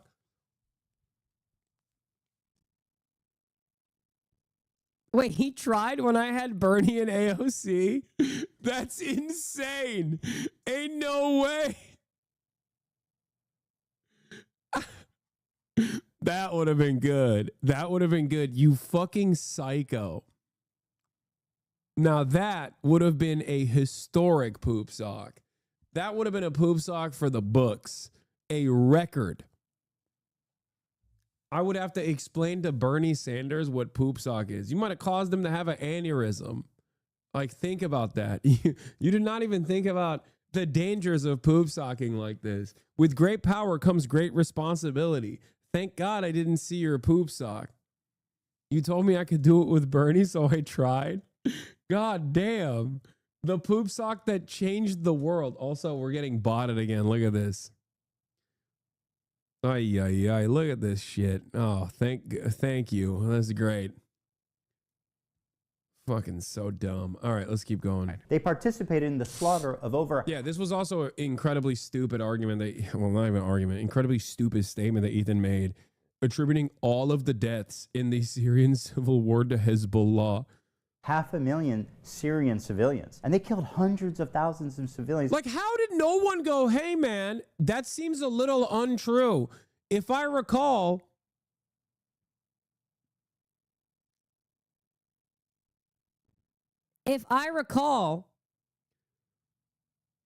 Russia was like, you know, the Russian Air Force was like bombing fucking entire buildings. Does Hezbollah have an Air Force? Like, how are you that fucking stupid? I'm serious. I'm serious. I know AB corrected him after the fucking context nuke, but like how is no one in his fan base going, wait a minute, 500,000? Hezbollah killed 500,000 people, 500,000 people? It's so fucking stupid. It is such an incredibly stupid, like they were dropping barrel bombs, dude. You think Hezbollah had barrel bombs and a fucking Air Force to drop barrel bombs with? Like, what are you, fucking crazy? Like, what an insane statement, dude. Pretty sure if Hezbollah had Air Force, they would not be using it in the Syrian civil war. They'd be fucking using it on Tel Aviv, okay? What can only be described as a genocide. No one does this. I don't know. Like he fucking shows footage in the context puke. Civilians. Like, look at what this. can only be described. Like, you think Hezbollah did this? Are you fucking that stupid? Are your fans that stupid? They didn't, at no point did they go like, well, that kind of looks like, you know, like an enemy with air superiority. Like, it seems like planes drop bombs. You know what it looks like? It looks like fucking Gaza, actually. So you should know what that looks like, because I'm sure, because you're so pro-Palestinian, you've seen it.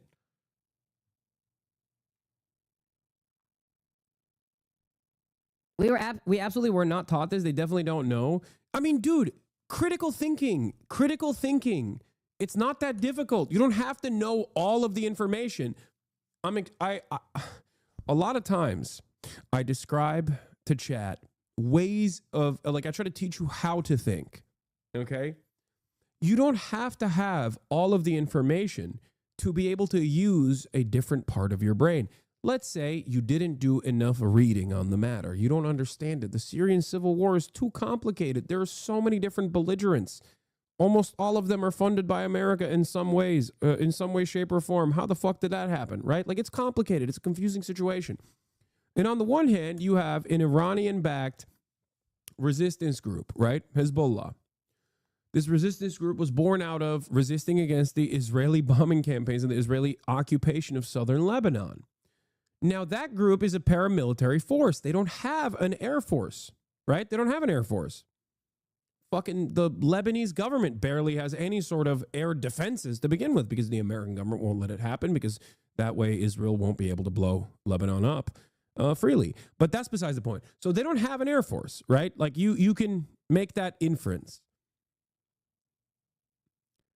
So if they don't have an air force, how did they do this? Because this is the image he's presenting, saying Hezbollah did this. If they don't have an air force, how did they do this? How? That's critical thinking. Like you can go, I don't think Hezbollah has an air force because if they had an air force, they probably would use it on Tel Aviv, right? They probably wouldn't just we would probably know about it. So we know that they don't have an air force. So if they don't have an air force, how did they actually do this? How did they do this bombing campaign? With like grenades? You think you can fucking hollow out an entire building with grenades like this? With car bombs? Because this is the evidence he's presenting.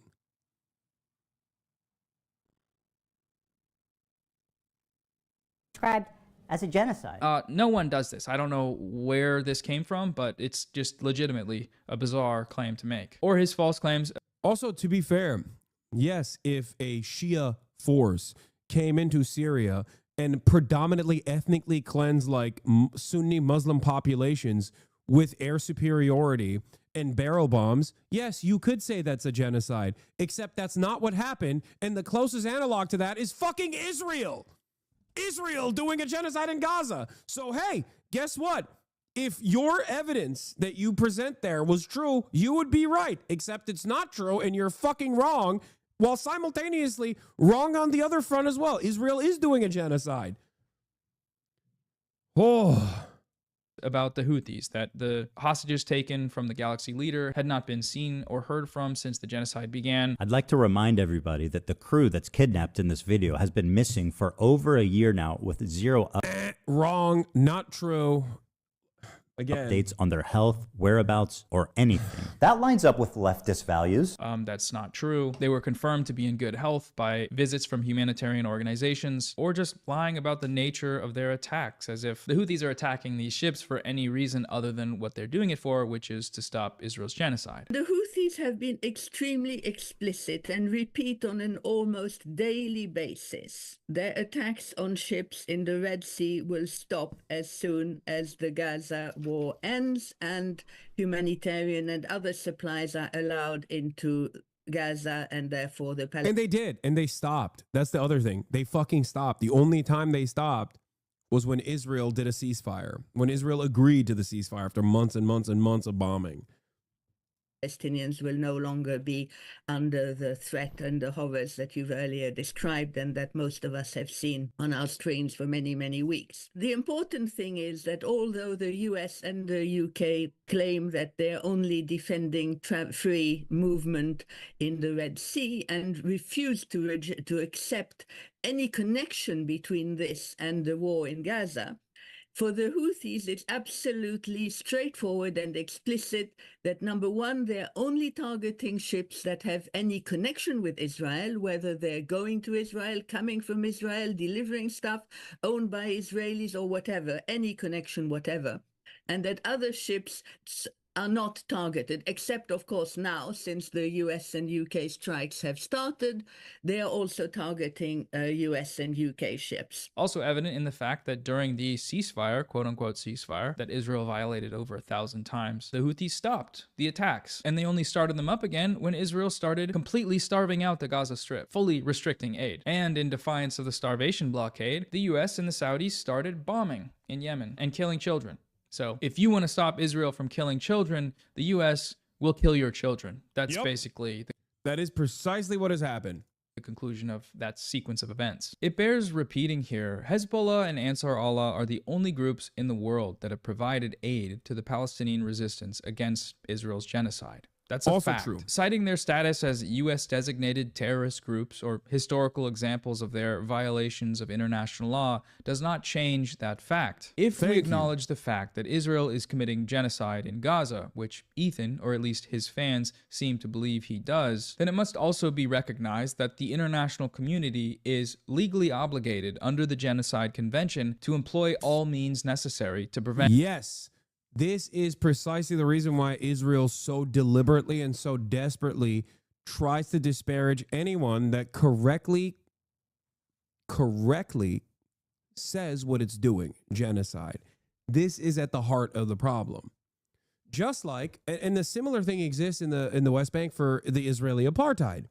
If people start recognizing that Israel is an apartheid state and is also doing a genocide, then all of a sudden the legal justifications under international human rights change dramatically.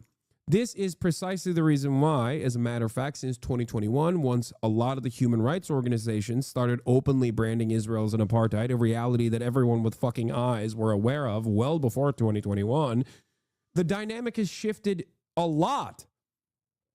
I have seen the dynamic shift a lot. I've seen the narrative shift a lot in the Western world. Obviously, if you go to the global South or any fucking developing nation that's like maybe in the periphery of Western empire, the populations there are very well aware of what the fuck Israel's been doing. But the relatively new momentum coming from younger generations in the Western world is different. And the difference there is because people understand Israel's an apartheid state and Israel is doing a fucking genocide. That's it. Said genocide. When it comes to Israel's genocide in Gaza, these terrorists here are the only ones following. Also, as far as like Hezbollah's terrorism designation goes, like I don't think every other let me see. Like there a lot of these countries don't even fucking designate Hezbollah or even Hamas. Some countries don't designate them as terror groups. This is like a American and American backed designation to begin with. Following the law. The only one. Yeah, more than 60 other countries and organizations, including the EU, the Arab League, and the Gulf Cooperation Council, also designated Hezbollah either in part or in its entirety as a terrorist group.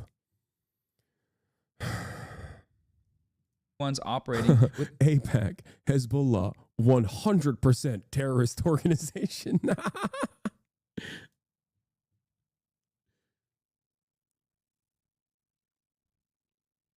Any sort of moral compass. All states are obliged to do everything in their power to stop this genocide from continuing. And also, given the fact that they're Shias, for the record, given the fact that they're Shias, there's not a lot of love for Hezbollah or Iran in the region. That's another thing, for the record. That is a fucking another reason. Like the Turkish government loves Palestinians, right? They will welcome Hamas political envoys and things of that nature. But in terms of like Hezbollah, they see that as an entirely separate, like you won't hear them such a shill Lamau, anything to make the story stick. Wait, what? Who's shilling?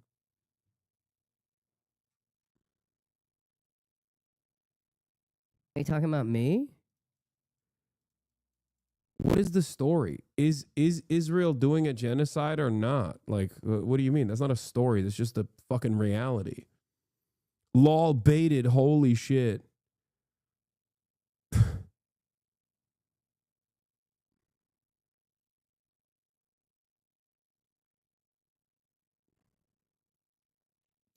I mean, Iran would do dodgy things if Israel didn't exist. That's fucking ridiculous, dude. Ay, ay, ay. Yeah, no, totally. Just like the Palestinians would do an actual genocide on Israel if the walls came down, you know? If there was a single state, then the Palestinians would actually do a genocide, which Israel's not doing to the Palestinians right now. But if it was, it's doing it as a defensive genocide, a pre-genocide genocide, if you will. in Palestine. Who has actually done that? South Africa, when they brought Israel to trial in the International Court of Justice for genocide. I've said arguably Hezbollah not a state, but it is a significant actor in that state because it has engaged Israeli forces militarily, initially in terror. Yeah, that's why when slavery was abolished, every white man and woman and child became a slave to the newly freed black men in this country. Territory illegally occupied by Israeli forces, the Shebaa farms in South Lebanon, to draw Israeli assets away from the genocide. And the third one that you mentioned very significantly, Yemen under Houthi control. The Houthis, Ansar Allah, they announced in response to Israel's genocide in Palestine that it would block shipping into the Red Sea that was headed to resupply the Israeli regime as long as it continues the siege and the genocide in Gaza. And it's been using this choke point at the head of the Red Sea called Bab el-Mandeb, which means the Gate of Tears, in this narrow strait between Yemen and Djibouti at the opening of the Red Sea. Thank you, Hot Boys, for the 10 gifted subs. Partial blockade in November of 2023. You too can support the stream at the top of the hour or at any other moment throughout the stream by subscribing for $6 or for free. That's right. $6 or for free with a Twitch Prime. You can support the broadcast. You can also get gifted a sub if you're lucky. When the genocide started, by boarding an Israeli ship, and then they sustained the blockade until the announcement of the most recent so-called ceasefire. At that moment, the Houthis lifted the blockade while the ceasefire was going on, demonstrating that they were doing this as a humanitarian intervention in order to meet what the International Court of Justice has said is the responsibility of all states, and what the General Assembly in its implementing resolution has confirmed is the responsibility of all states to do everything in their power to stop the genocide and the siege that was being imposed on Gaza. You know, some ships avoided the blockade by sailing around Africa, but most of them couldn't. So the major shipping companies stopped sailing to the Red Sea, and the port of Eilat in Israel went bankrupt, which means that this blockade was working. It was denying the Israeli regime many of the goods that it needed to continue the siege and to continue the genocide in Palestine. The United States, aka the terrorist designators, meanwhile, are the ones doing the terrorism. They are aiding and abetting a genocide with billions of dollars in arms shipments to Israel.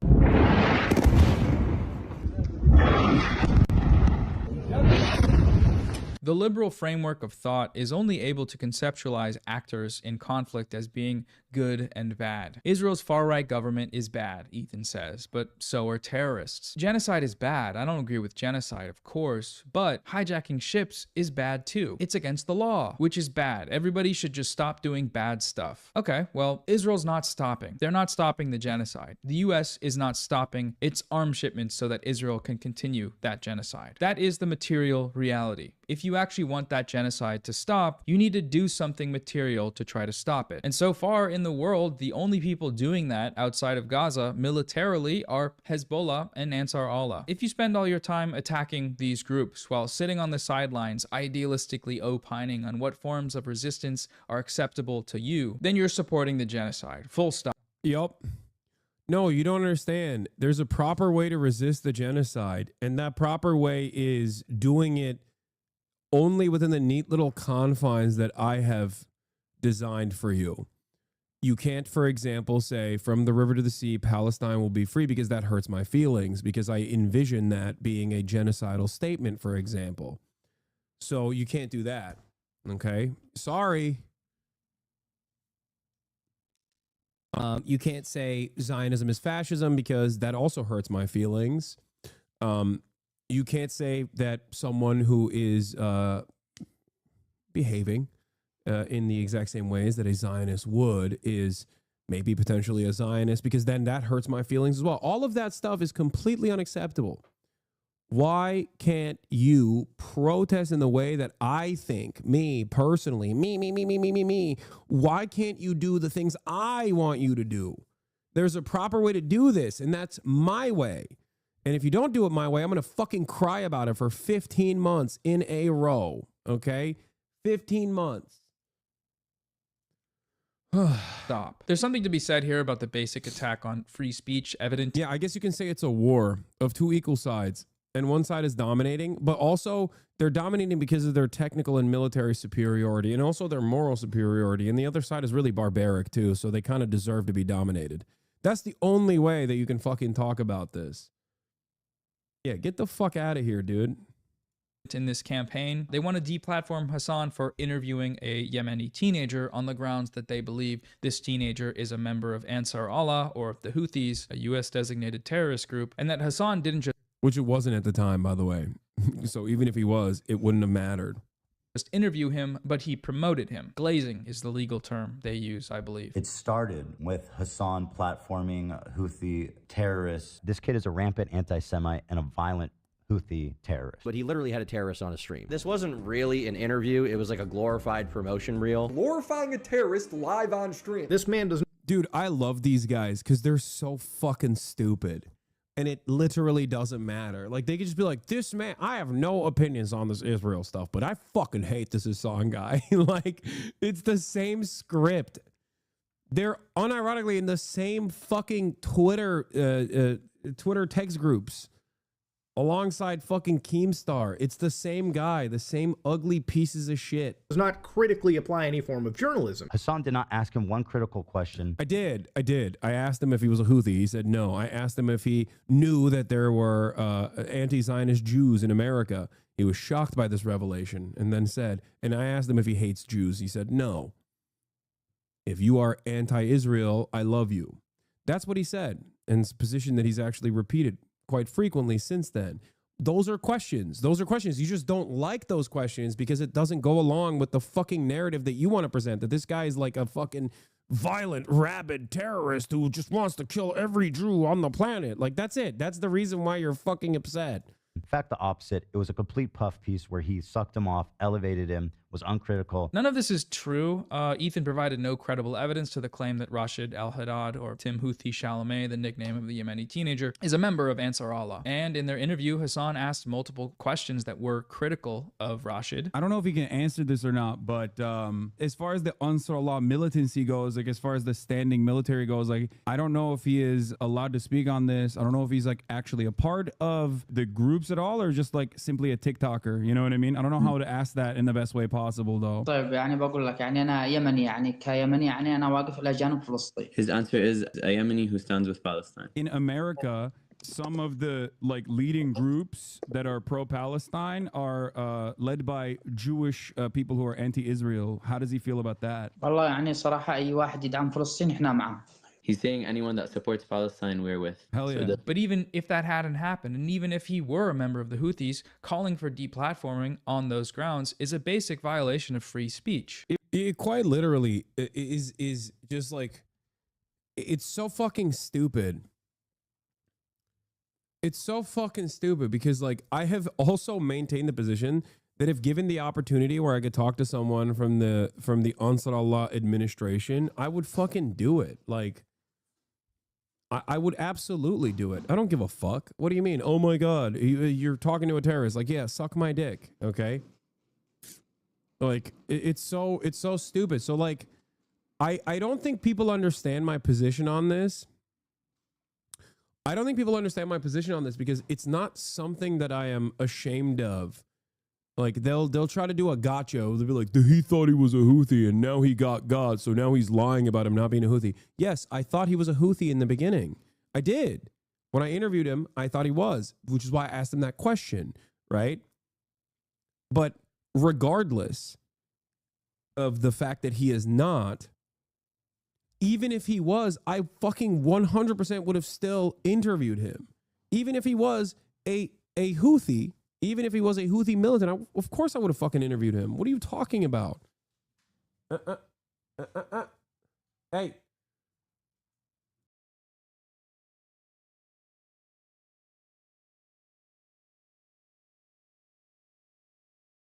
It was very frustrating to see that because like there is journalistic value to interviewing every single person. People have interviewed Osama bin Laden. I was trying to make him comfortable in that conversation because I didn't. Yeah, these are the same people like Mudahar fucking was against deplatforming Andrew Tate, wasn't he? Someone in the chat said that.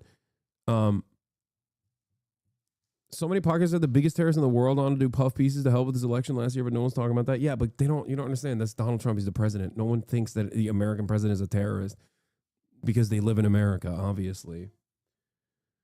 Know if he was a Houthi or not. I thought he might be, right? So I wanted to make him as comfortable as possible.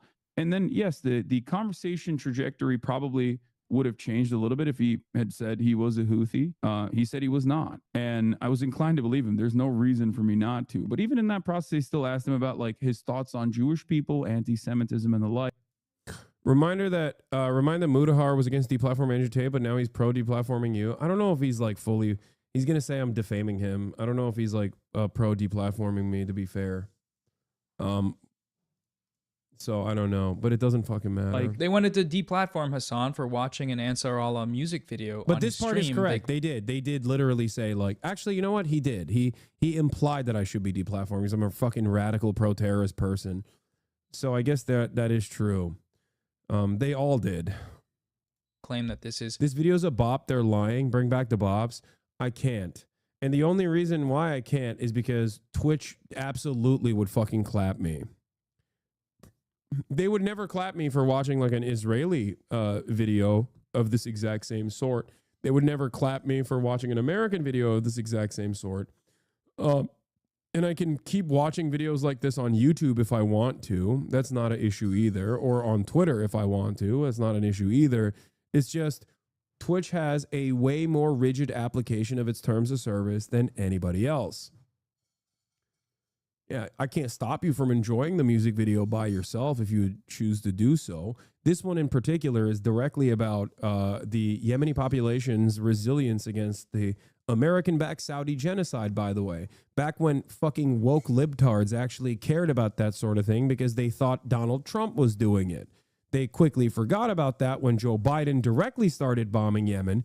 But, you know, back then they were like, oh my God, why are we giving Saudi Arabia weapons, if you remember, you know? Crazy how regulations lead to credibility, by the way. I mean, yeah, when a platform moves in this direction, yes, it does offer cynical smears some semblance of credibility. terrorist promotion, watching unfettered you hear terrorist catering? propaganda. No, you hear my as they mom claimed. in the But the question background here is, what level moving shit around. There's not catering, dummy. of denunciation and condemnation would be required during Hasan's viewing of that video in order for it to clear the bar of a valid viewing of a piece of political media. The mere existence on the screen of a video from the Houthis is enough to trigger that post 9/11 war on terror response in the American viewer, to the point that they're willing to just call for his banning for making such violent and evil threats like Yemeni people are a musical people, or these songs function as an act of resistance against the US-backed Saudi genocide. Instead of terrorist. Yeah, no, that's the most violent thing I could have ever done. That's the other thing. Like, I'm not embarrassed by these things. Like, I hate that these guys have like concocted in their fucking minds that like this is somehow embarrassing. You know what I mean? This is something that I should be scared about. And it's something that I'm like refusing to reckon with or whatever. And it's incredibly fucking stupid because I'm not embarrassed by any of this shit. I stand on it. I still make the same exact statements I did back then, even though many of it was clipped out of context. Like, my positions on this shit have not changed even a little bit. It's so fucking annoying. But it doesn't even matter. It doesn't even matter because it doesn't matter because these guys have invented their own version of events, their own version of reality, where they just exist in this fucking totally separate playing field where they just don't understand. They're like, oh, well, he actually is like sneakily embarrassed about the fact that he interviewed Tim Houthi Chalamet. He thought he was a Houthi, but then now he lies about it. It's like, no, I've explained it a million times over. And I'm sure it gets really fucking boring after a while because like a lot of people just want black and white shit. They don't want any nuances. Your opinions literally have changed though. Stop lying. Okay, I know what you're going to say next. You're going to say you used to do gaming or you used to do fucking top of the hour ad breaks or something like that. Don't fucking start trying to bait me in the middle of this, okay? Yeah, there you go. Okay, fucking there, classic.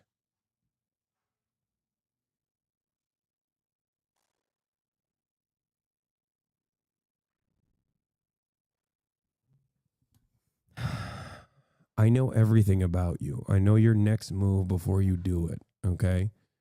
This is a parasocialist experience that goes in either direction. It's not just on one direction.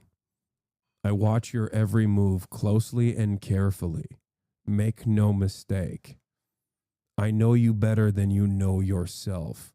I know you better than your closest loved ones know you. I know your deep, dark secrets. Propaganda, let's call it musicals. They do musicals. Instead of violent jihadists, let's call them violent jihad. They're doing violent jihad. musically talented people. They're very musical people.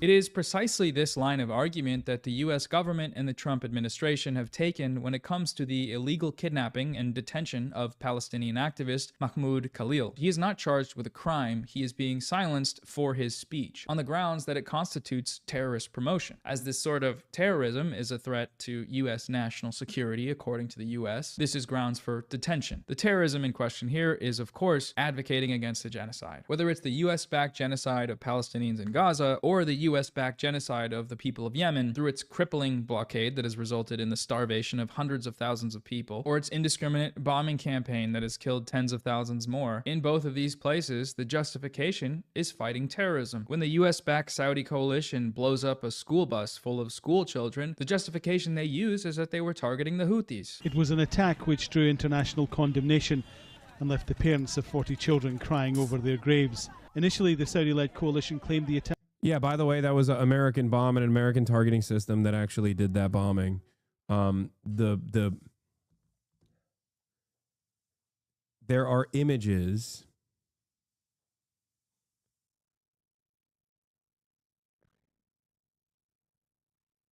There are images of like fucking charred, burned, like school children's lunch boxes, like bags and shit. It's fucking disgusting. Attack was a justified military operation. It was targeting Houthi leaders. Now it says it made mistakes. When Israel blows up a hospital, lighting medical tents on fire and burning Palestinians alive, the justification they're using is fighting terrorism. It's all part of this same system, and whether on the ground in Gaza or on the airwaves of media coverage of it, the premise itself of terrorism needs to be challenged, which is why But that fear is actually at the core of the issue. The sex pestilence crowd is built on social taboo, and the entire community is built on finding acceptable opinions. They think what you did is socially unacceptable because they're mostly racist. The fact that what you did is taboo is logic enough for them, I guess, but they also violate taboo in incredibly racist ways all the time and actually masquerade that as like a virtue rather than a vice. They love advocating for insane shit that makes them look horrifying to normal people, like advocating for the morality of incest, or finding new debate tactics to talk about ethical forms of child pornography, or a white man's right to say the N-word. These are some of the things that they love arguing on behalf of on the wrong side. You know, the arbitrary nature of age of consent. These are the types of things that they fucking advocate for. So I would say that they love violating taboos of that sort. I don't know if that's entirely accurate. when you release a video for 3 million people attacking resistance to genocide as terrorism, terrorist groups, terrorist propaganda, terrorism, terrorist organization, you're sort of doing that same thing. The last point for today's video I want to bring up is the concept of deflecting criticism. Ethan implies that my decision to criticize him or character assassinate and horrifically lie about him, as he put it, is tied to Hasan being my idol, and my idol being criticized compelled me to defend him, seemingly against logic or reason or something like that. This was an accusation shared by many of the viewers of my video. Hasan Glazer detected, opinion rejected. Now what's interesting is that this response simply reinforces my point about the Hasan bad online media ecosystem. To these people, responding to my arguments on their own merit is unnecessary because they can simply write me off as de facto wrong because Yep. That is the incredibly important role that years and years of Hasan derangement syndrome has played. If you can't fucking argue against the things that I'm saying, well then You can just disparage the messenger. And if you disparage the messenger long enough, then fucking even dumb normies who don't want to think about these sorts of things will get on board with it. Perhaps they've actually encountered my commentary at one point or another, and that's made them feel bad. You know what I mean? That's made them like question everything that they know. And in that process, they had this like violent reaction to it. And then they desperately sought out anyone and everyone that would say, fuck this guy. This guy's bad. Why is he bad? Not because of the arguments that he's presenting, but actually he's bad because I've decided he's a hypocrite. Is he a hypocrite because of his own established moral boundaries? No, he's a hypocrite because I have established a false moral boundary for him, and now I believe he's violating it. Is he actually violating the false established boundary that I've given him? No, but I'm lying about it, and you should believe me because he's bad. And enough people say that, and enough people just recycle that same fucking garbage, then yeah, some people are going to get on with it. That's why so many people will turn around and be like, yeah, he's kind of a controversial guy, right? Like some normies that are at least online enough to know who the fuck I am might have this attitude. A lot of the phase boys and their fan bases initially were like, I thought this guy was a real piece of shit. Seems like he's a totally fucking chill dude. I don't know why the fuck everyone calls him a piece of shit at all. The reason why is because people have dedicated a good deal of their time and effort into making others feel that way. That's it. But the secondary notion of that, the perhaps unintentional notion of that is that now you don't have to actually entertain the arguments whatsoever. You can just simply go, you're fucking bad. You're a bad guy. I know it. I am defending Hasan, who is de facto wrong because Hasan bad. It is not the actual political issue I am defending him on that they're able to challenge. The issue, of course, being opposing Israel's genocide in Gaza and informing viewers about the resistance to that genocide without screaming, I condemn terrorism into the microphone for every second of that coverage. No, it's not that. It is the mere fact that Hasan is on the screen while I make these points that seems to trigger this response. The response of completely ignoring the valid connections between. I think one of the funniest parts about this is that, like, if they were to approach the subject matter with even a fraction of charitability, okay? If they were to approach subject matter with a little bit of charitability, they would just be like, okay, I don't know why people think he's an asshole. That's why I always tell people, like, just come in and watch me, okay? Just come in and make up your own mind. Even if you come in with a negative attitude, even if you come in here with the idea that you're going to confirm your biases, I promise you, you're going to very quickly realize that maybe you were duped. Maybe you were lied to. That is perhaps the biggest reason why, regardless of the endless sea of fucking attacks, this community keeps growing every single fucking day. And all my haters are like, I don't understand why it keeps growing. I guess it's because he's really good at lying. Or maybe it's because the things that they're telling about me are just so objectively untrue that when people do come in to confirm that suspicion, they go, okay, yeah, this guy isn't the piece of shit that I thought he was. That's it. The replies to the interaction, the 5-star Twitter comment is a perfect example of what you described. Yeah, fucking he's a Nazi. Why does everyone hate this guy? I only see him when he streams with Jason. He low-key seems kind of chill. He's a Nazi. Hope this helps. Any proof? I don't even know who the son is, but why does everybody hate him? Any proof? Tier 3 sub for sure. So you call me a dick rider because I won't prove of him being a Nazi? Yeah, that's the issue. Like, that's the issue. It's like, no, I'm pointing out the obvious. You know who he is. Bust a cap. R word. Bro has a sports PFP.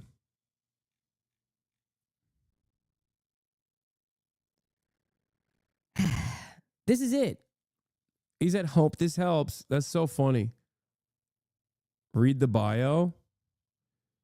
Conservative Christian, probably funded by AIPAC, Big Pharma, Military Industrial Complex, Rupert Murdoch, and Coca-Cola. Ethnically Pastafarian, Italian. Jesus Christ, dude. So good.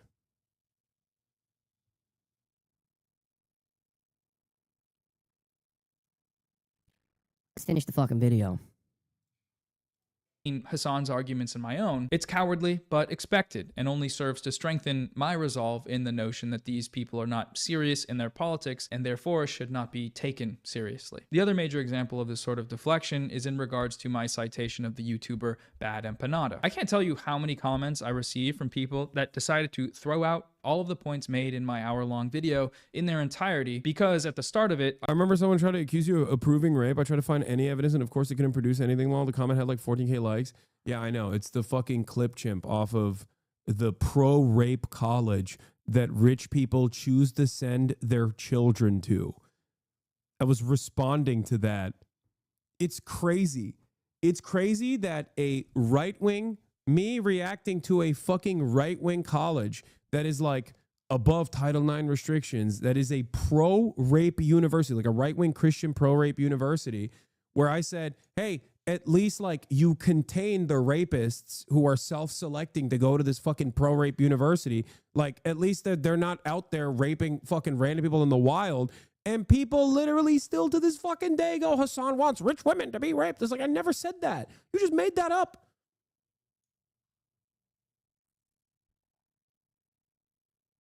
Pro-rape college, yes. Liberty University does not want to get, or at the time didn't get public funding, specifically so that they did not have any Title IX restrictions, so they didn't have to investigate matters of rape, as in a pro-rape college. It's not even a pancake waffle tweet. It's like, it's literally, I'm talking about pancakes. You're talking about, I don't know, you're talking about empanadas. It's a different, entirely different thing. That's what it is.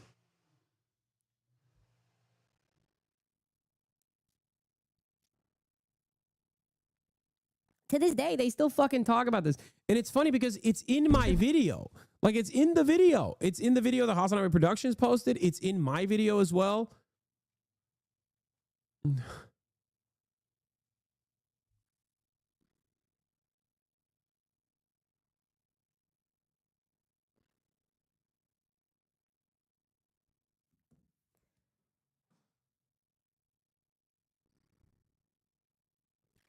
Let's continue. I cited Bad Empanada's prior responses. None of these comments, and I mean not a single one out of the seemingly thousands of them, took the time to respond to, let alone debunk Bad Empanada's points about Ethan's video. So far, I haven't seen anyone do that or even try. Regardless of how you feel about Bad Empanada or what you think of his posts online, the facts are the facts. If you can't dispute them, then just say that and move on. Embrace your ignorance and your blind fandom, because at least then you're not being a coward. You're just saying, yeah, I'm dumb. I'm a dumb idiot baby. I don't like Bad Empanada because he's mean to my favorite streamer. Okay, that's fine. That's the truth. There's a claim going around that Hasan being pro-Palestine does not make him immune from criticism. One of the most cynical methods Hasan deploys to sidestep any criticism is to deflect to the ongoing genocide in Gaza. I've seen him do this so many times. He frames it like you are selfish for trying to criticize him, no matter what the reason is, because there's a genocide happening, man. How can you criticize me at a time like this? In one way, this is true. Like, let's say Hasan walked up to you and stepped on your foot and you said, hey man, don't do that, ow. And he responded by saying, you're going to criticize me while there's an active genocide going on right now? Seriously? That would be an example of an invalid deflection from criticism. However, when the criticism in question is related to Hasan's support of Palestinians and advocacy against their genocide, and the criticism is coming from people who do not support that cause, then yes, it makes him immune. He doesn't have to take... Yes, thank you. The entire point of why I say, what the fuck are you talking about? There's a literal genocide going on is not because I'm infallible to criticism, okay? It's because your criticism is not real criticism. Your criticism is just fucking smearing anti-genocide advocates as though they're fucking anti-Semitic. That's it. And my point is, if you claim to be anti-genocide, if you claim to be pro-Palestinian, then how the fuck do you spend all your time shitting on the fucking loudest pro-Palestinian voices out there? You're using the genocide as a backdrop to enforce your own fucking narcissistic, selfish campaign because you can't comprehend how your progressive fan base turned on you because you're pro-Israel. Oh man, it's anybody but me.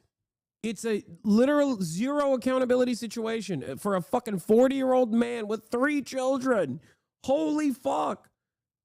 Surrounded by people who, if he was a little bit more open-minded, would correct him and have tried to correct him. And yet he just does not listen. He's just like, I don't care. I only want to hear people agreeing with me. You hurt my feelings by trying to course correct, by trying to help me initially. And I'm never going to do introspection. And I'm just mad. I'm mad.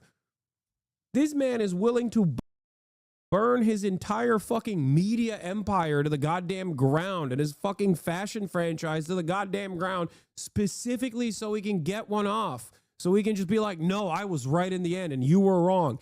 Even if tomorrow I went away, even if tomorrow I no longer had a platform or I fucking died or something, anything, right? Like I said, all right, I'm done. I'm not fucking streaming anymore. Your advocacy is not going to change. You're not going to magically be seen as a pro-Palestine guy. Okay, it's not going to change the reality, and it's certainly not going to change the reality on the ground for the fucking Palestinians that are being slaughtered mercilessly by the state that you're defending. Oh, fuck. The genocide card was always insane to me. Like, it rung to me like a leftover saying you're pulling the race card to minorities and the right-wing pass. Yeah, no, literally, it's just like in the conversation of pro-Palestinian sentiment, they keep saying, oh, you're pulling the fucking genocide card.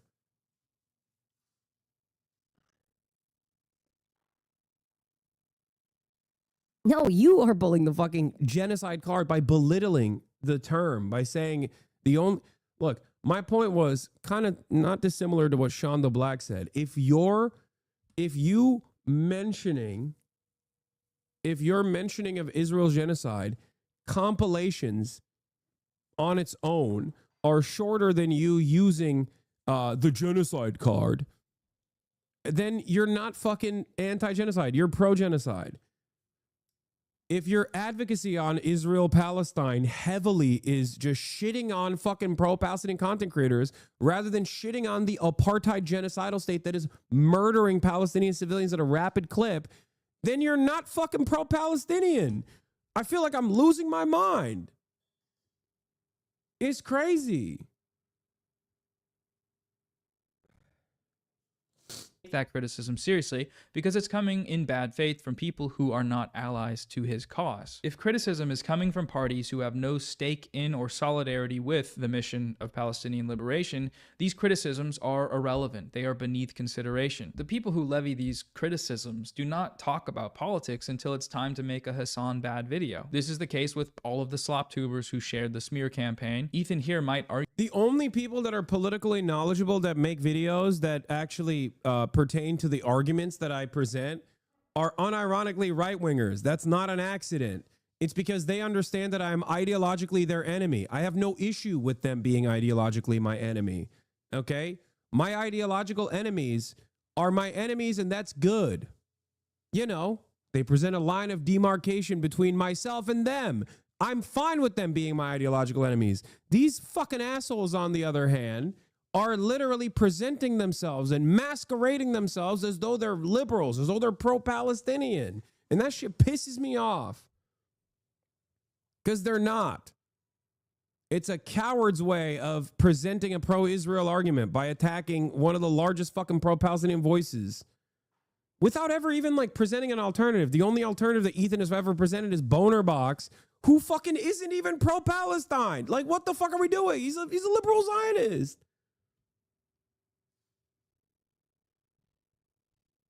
Argue that he does have a stake in the pro-Palestine movement, as he has referred to himself as a stalwart ally to this cause. I've been a stalwart supporter of the Palestinian. Like, the dude he's presenting as a pro-Palestinian voice went to Israel alongside Sex Pestany and Elon Levy, dude.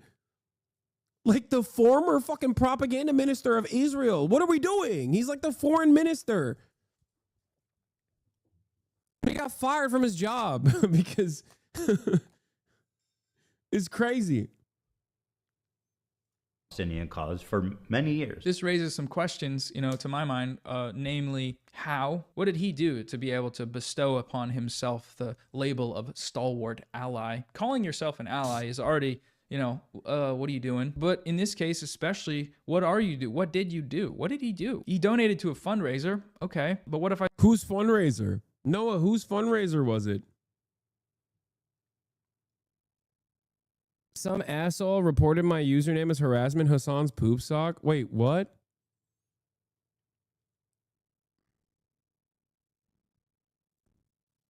Hold on. No way. That's fucked up. God, we are surrounded by enemies, dude.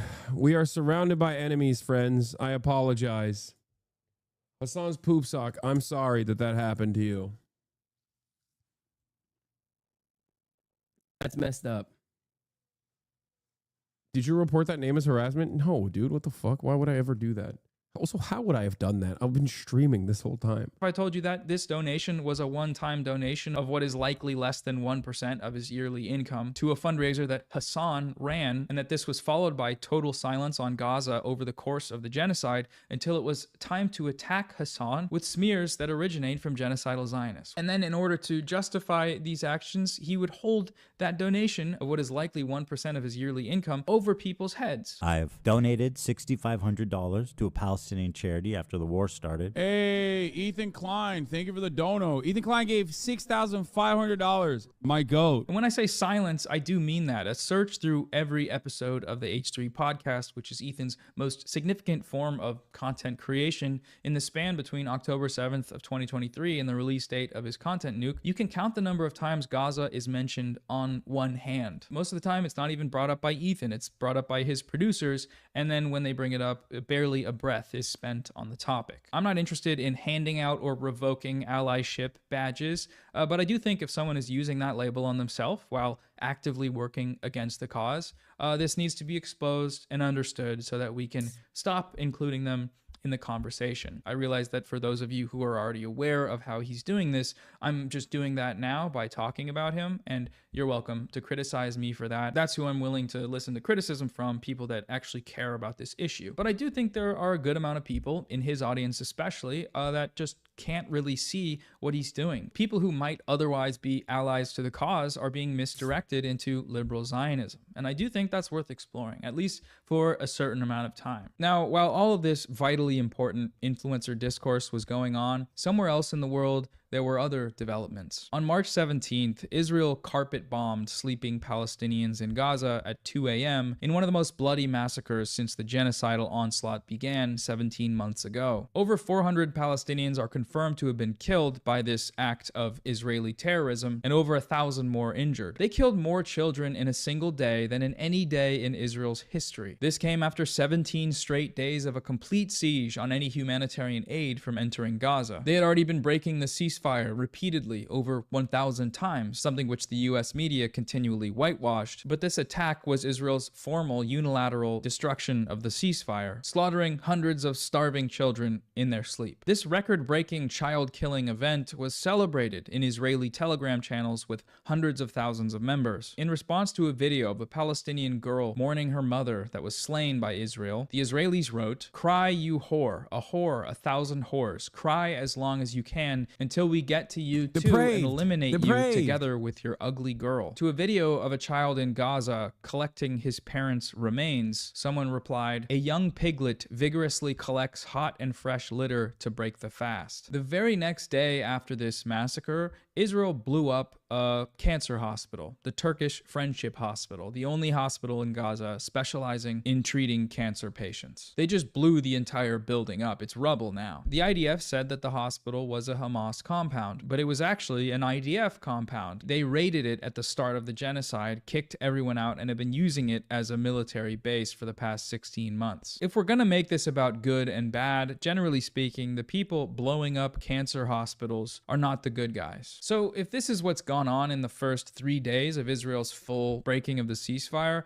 why am I, instead of talking about that, talking about what some idiot Zionist influencer thinks? And there's a few reasons, but first, Look, the last time I framed a video about Gaza around a YouTube drama, it got over 700,000 views. That's 700,000 people that came in expecting me to talk shit about a YouTuber and left with a video that was mostly about Gaza. But when I released a video the following week with an explicitly political topic, media coverage of Israel's ceasefire violations, it barely broke 100,000 views. My perspective... Yeah, he's farming. He's actively using drama as a way to drive home how, in this video, liberal Zionism manifests and how liberal Zionists oftentimes will propagandize through drama slop bait. Many of those people don't even have a real association with Israel or care about it. Like, I don't think... What's that dude? The one of the Destiny Orbiters who's like another one of those like, ooh, so edgy content creators, Turkey Tom. Like, I don't think Mudahar himself has like opinions on Israel Palestine that are like Willie Mack, Turkey Tom. Like, I don't think those guys give a fuck about Israel. Okay, they just care about clout. I don't think Mudahar actually is pro-Israel. He most likely is just agnostic on the genocide itself. He's probably like, oh, it's really fucked up that it's happening, right? But many of them, like almost all of them, obviously demonstrate their disinterest by covering this issue, not on political terms, not by addressing any fucking points of view, but by simply trying to disparage what I'm doing by, you know, farming fucking Hasan hater bait. It's disgusting. They're turning a real fucking genocide that's happening into drama slop. It is evil. At least Michael Rappaport has a well-established fucking point of view. You know what I mean? Yeah, Michael Rappaport fucking hates Muslims, okay? He hates Arabs. He loves Israel. He's not shy about it, right?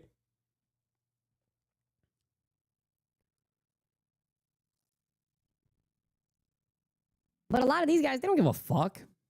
They don't give a fuck about anything. They just care about clout.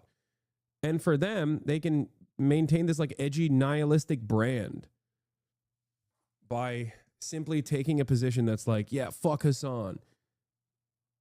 Turkey Tom makes a quarterly fuck Hasan video for the last 4 or 5 years. Of course, he doesn't care about Palestine. He's just jumping at the opportunity and a new talking point. I know. And one of the more annoying aspects of this is that these fucking dumbass chuds do have like apolitical fan bases who also want to sound smart. So they just like listen to that and go, yeah, fuck this guy. You're right. That's it. And they never think about it again. I don't even fault them for that. To be fair, you got busy days. You know what I mean? You got busy days. You can't be making up your mind by actually, going to the subject source material and making up your own mind on whether or not this person is good or this person is bad. Tom has gone dark after being credibly accused of plagiarism from other Kiwi Farm YouTube drama slop people. So odd. Yeah, they all source that shit. They all use Reddit mostly, or Kiwi Farms, which is like a watered down version of the Kiwi Farm stuff from different subreddits, oftentimes from Destiny's subreddit, to make their videos. But why wouldn't you? It's the easiest fucking way. It's the easiest way to make money. You make like $15,000 a pop for literally like 3, 4, maximum 5 hours of work. You know? It's that simple. And if you don't care about the subject matter at all, if you don't care about the politics of it at all, then it's great. You know, just cook. New H-bomb video incoming. Wait, really? About what?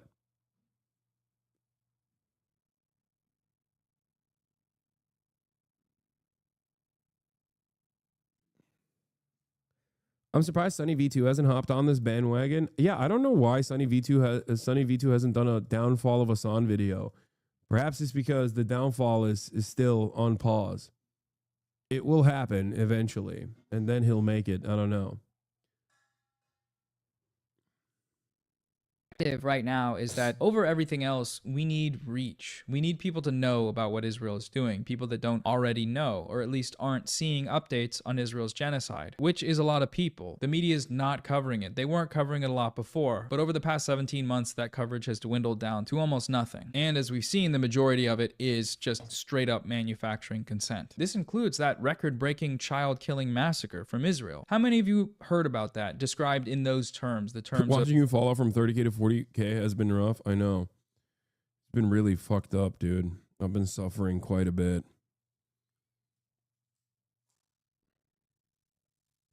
what actually happened and not just another new, quote, Israeli Gaza offensive with some catastrophic record-breaking death toll that doesn't even make it into the headline. The best way, I think, to get more people to know about this stuff is by using the algorithm for what it's meant to be used, which is views. And in this case, what that looks like is farming drama. I could be wrong about this approach, and if you think there's better ways to go about this, then feel free to let me know in the comments. I've been thinking about lately doing something like scaling up and running the channel as a platform, but a non-profit, so that I can just cover more things more consistently and not have to choose between, you know, a US-backed child massacre and Ethan Klein. But until then, it's going to be a bit of a mixed bag. Regardless, it doesn't matter what you think of these creators. It's not about them. It's not about anyone being good or bad or what your YouTube subscription feed says about your morals. It's about a genocide that's happening right now, that's unfolding in front of our eyes, and that most of our countries are actively supporting. If these creators are giving people rhetoric to support the genocide that's happening, then we need to talk about that. That's something we need to discuss, especially if that person is claiming to be an ally to the cause. And if other creators are fighting against it, then that's worth talking about too. If they're providing historical analysis and breaking down propaganda that's being used for the genocide, or giving an honest voice to its resistance, then that content is important and should be shared and supported regardless of how you feel about the individuals involved. Unfortunately, we're sort of stuck in a media ecosystem that cares far more about influencer drama than it does about Palestinian lives. Part of the effort here is an attempt to steer that media ecosystem and the consumers existing inside of it towards being more aware of their plight, towards caring about it, and hopefully doing something to try and stop it. So anyways, yes, I will keep using influencer drama to grab your heads and slam them against the screen to show you what Israel is doing. And if you don't like that, tell your favorite influencers to stop using their massive platforms to back a genocide. Tell them to stop spreading genocidal propaganda, lying about the resistance to it, and silencing and deplatforming advocates against the genocide. Do that, and then I'll leave you all to your slop. It's very simple. Okay, that's all for today's video. Thanks for watching. I've linked some fundraisers below. Support them. Also here, I tweeted this just now because I saw this. Apparently, Ethan lied about why he left Twitter. Hasan is such a chicken shit R-word that he blocked me. Meanwhile, Hasan spends all day on Elon's app. Meanwhile, great people, me, dude, I can't tell if he's like trying to make a joke about himself or if he's just being sincere. I don't want to be the guy who's like, you know, in the most neurodivergent fashion, not understanding when he's like trying to crack a joke. But like, it can't be, there's no way that he's just being serious, right? Like he's joking, I think. I'm a great person. No, dog, you didn't fucking leave Twitter because Elon Musk sig-heiled. You've been sig-heiling ever since Elon Musk sig-heiled. You and Elon are also directly aligned on this issue, the issue of Israel, the issue of deplatforming me, all of that stuff you agree with. Just another example of Hasan being unwilling to make any material sacrifice for his cause. Yeah. So, Psychedelic Socialist post, Ethan Klein didn't leave Twitter to protest Elon Musk. He left the app because he exposed himself as the racist Zionist that he is and got rightfully bullied out the platform. He's also completely aligned with Elon Musk on Israel and Hasan. Elon literally loves his content, Nuke. To which I responded, I reposted this and said, Ethan left this platform because he's terrified of people correcting him. That's why he won't have any of the countless content creators who smears anti-Semites on his stream. He's worried his audience will learn the truth, that he's lying about everyone from his hug box.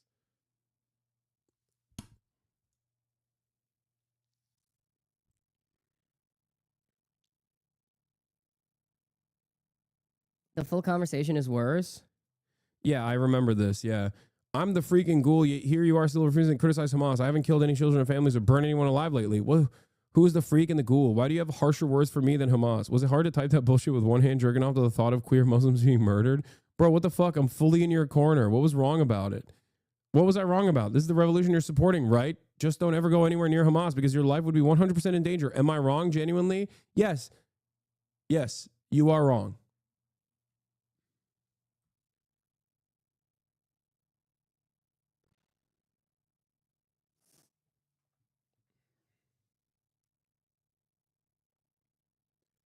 And also now he's doing the Free Palestine from Hamas. The only time Ethan Klein says something like, may God protect these brave Gazans when they're demonstrating against Hamas. May God protect these brave. Only these guys, though. Don't worry. Israel will blow them up, too. Okay?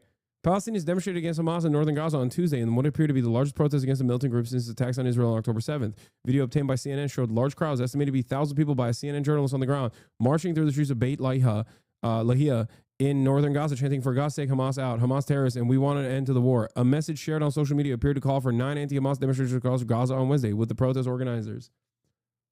Yeah. Yeah, he says Gaza instead of Palestinians on purpose.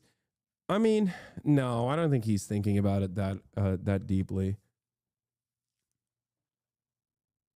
Yeah. May God protect these good Palestinians, the good ones. I haven't seen the footage, but I suspect. Not gonna lie, I don't really see what's wrong with him saying this. No, it's what he doesn't say, chatter. Do you not understand? The only time he cares about Palestinians is when they're fucking saying free Palestine from Hamas. Hello?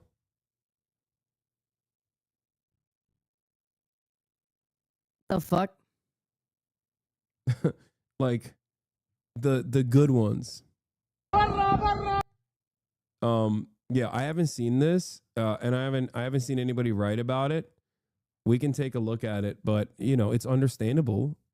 Protests erupted across Gaza, including in Beit Lahia, Jabalia, and Khan Yunis, as Palestinians voiced their growing despair and rage towards Israel's continued indiscriminate tactics. The Israeli killing machine, a spokesman for Central Gaza Relief Group who spoke to Drop Site News, explained.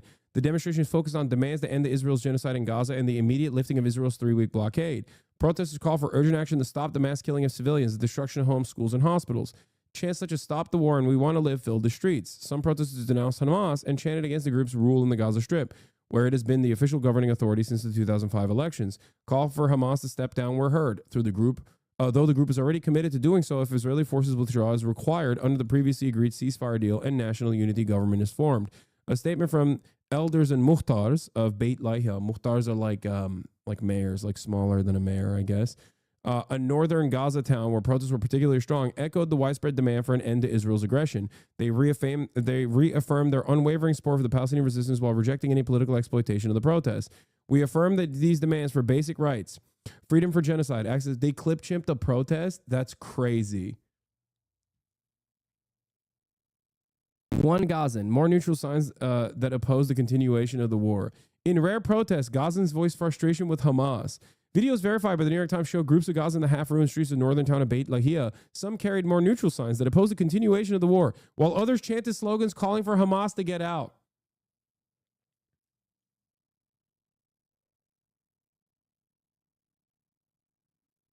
This was not a random development, but orchestrated online by the Fatah Security Media Unit with the Palestinian Intelligence Service in Ramallah, a unit that has been inciting against the resistance and its liberation efforts since the beginning of the aggression. Oh...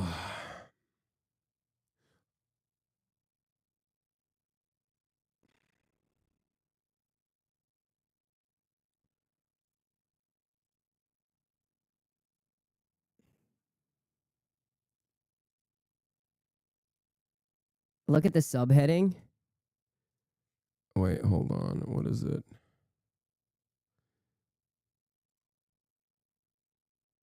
Oh.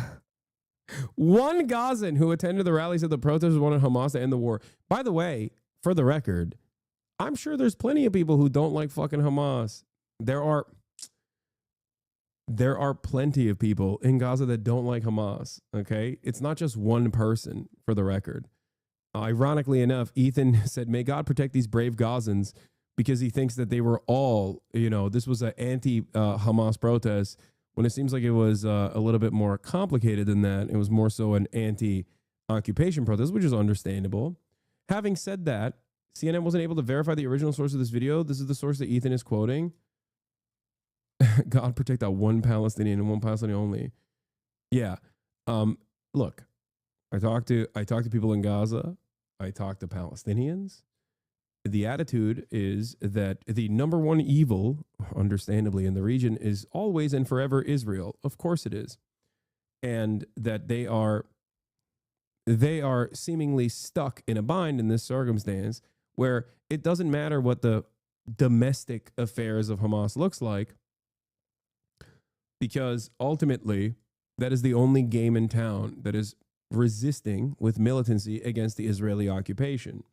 This is precisely the reason why the support for Hamas as a political faction has grown both in the West Bank and even in Gaza throughout time.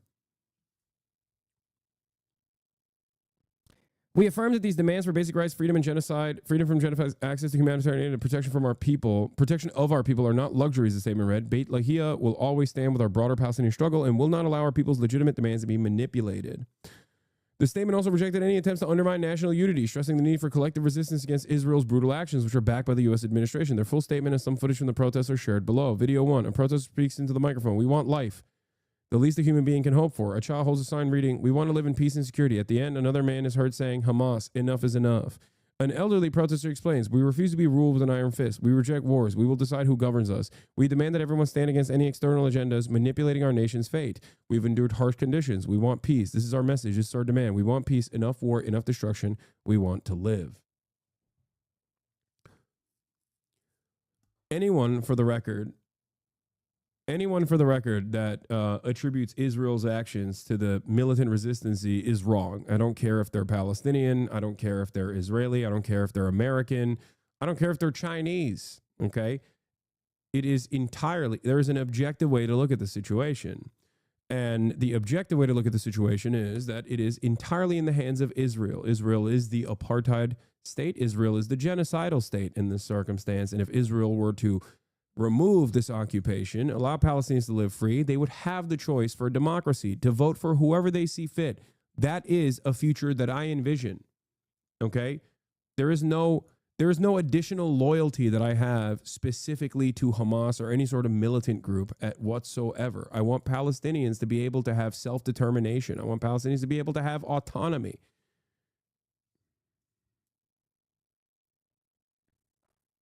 That's it. Their propaganda campaign follows a singular strategy, blaming the resistance for the occupation's crimes. They do this by spreading false narratives, such as refusing to surrender will cause more bloodshed, relinquishing power will preserve Palestinian existence. Continuing resistance is not steadfastness, but rather a lack of options. Fatah tried to infiltrate the Palestinian political debate by slogans like, I am not against resistance, I am against Hamas. But eventually they show their true colors. One of their chants on protest was Hamas is terrorist, which mirrors the occupation's narrative.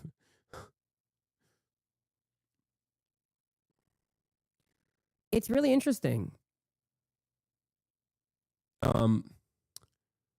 Yeah, it's really interesting because the tens of thousands of people pouring in the fucking streets of Israel being like, we're done with this shit, is not enough to overthrow the Benjamin Netanyahu administration. But you get 10, 20, maybe 1,000 people on board while an ethnic cleansing campaign is happening. And it's like, well, it's time. I agree. It is time. The time for a ceasefire, permanent cessation of hostilities is now, and a time for autonomy for the Palestinians is the day after that.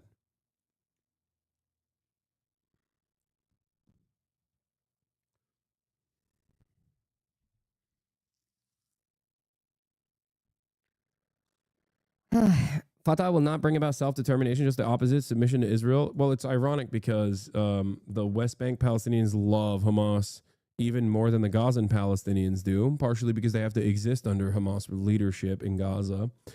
And also, the West Bank is operated by the Palestinian Authority. And yet, for some reason, there's no fucking peace there. As I talked about, the library is open today. What do you mean? Yeah, I posted this you tough guy. Why did these guys always post me in a fucking maid outfit? Dude, I'd fuck your mom in that maid outfit. She'd have her first orgasm for the first time in her life, dude. What do you mean? Wait, is this the same guy that always posts my maid outfit?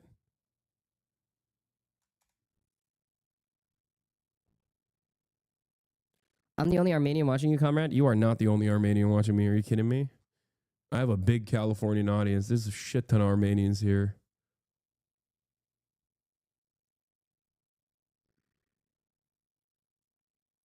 Oh, he is that guy.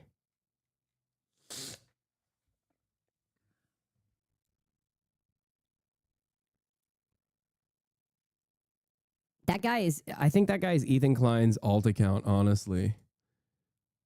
Wait, this is the media. Twitter's most infamous and controversial reply guy? Oh, no, this is not him. Yeah, he switched it up. He switched it up. This is a different reply guy that utilizes the maid outfit regularly, but he uses the maid outfit from time to time, but he switched it up. Either this is a new guy that also likes using the maid outfit, or it's the same guy, but he switched it up now.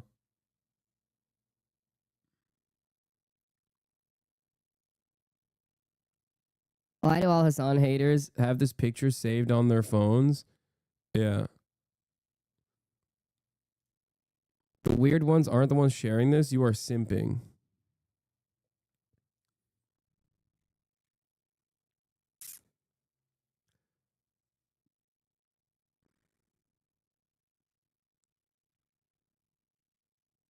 Yeah, I saw Jeff Nippert who had my back on this. He said bench press content on stream to see who is the more manly man.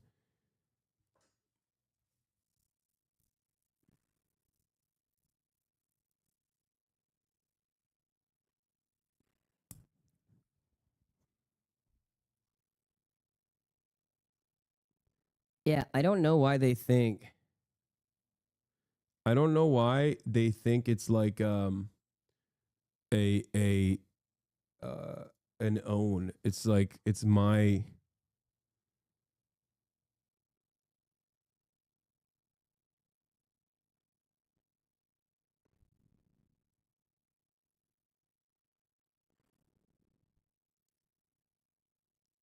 It's something that I did on my own.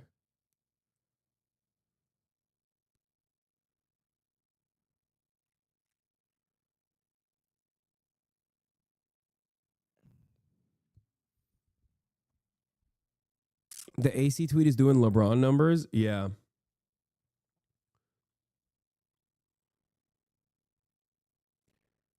They're projecting their own insecurities onto you. Yeah, we're gonna get back to the news. Andre throwing you under the bus. Yeah, I saw. I liked it. It was very funny. I power leveled Hasan in Diablo 4 hardcore, and I'm tired of being quiet about it. Yeah.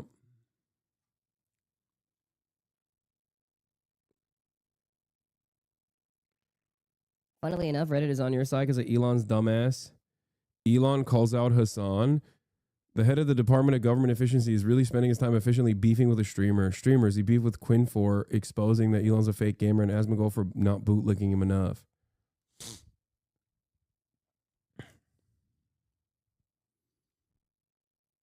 Yeah. Damn, look at that. Even LSF is on my side now. That's crazy. That's crazy. What is this? Hasan moderator sends chatter spicy message on unban request form. Just jump already. What the fuck? Why is this? Is this like a pinned tweet or something? This is from fucking 5 days ago. What the fuck?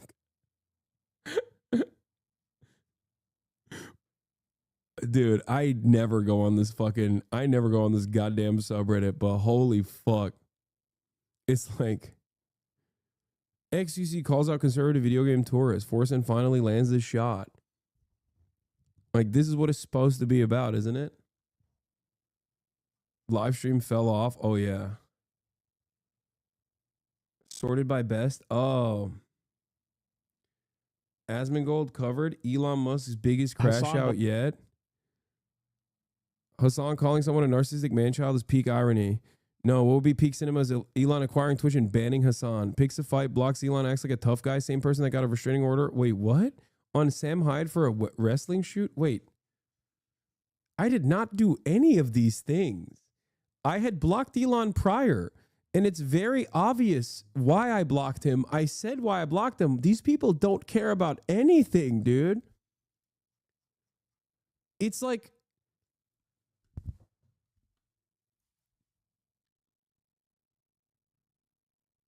I feel like these guys just believe increasingly silly things, like increasingly easy to correct nonsense. Bro, his YouTube comments, what were you expecting? I don't know.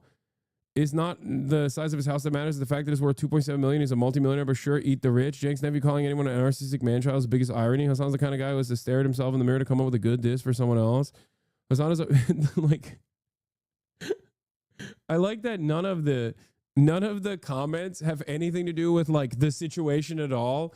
And it's just like people being like, I bet Hasan fucking loves himself. I think he probably stares at himself in a mirror.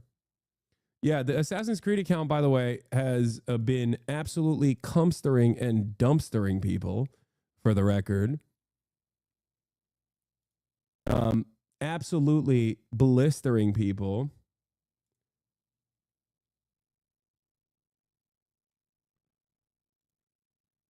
First and foremost, oh my God, 156,000 likes. Oh my Lord.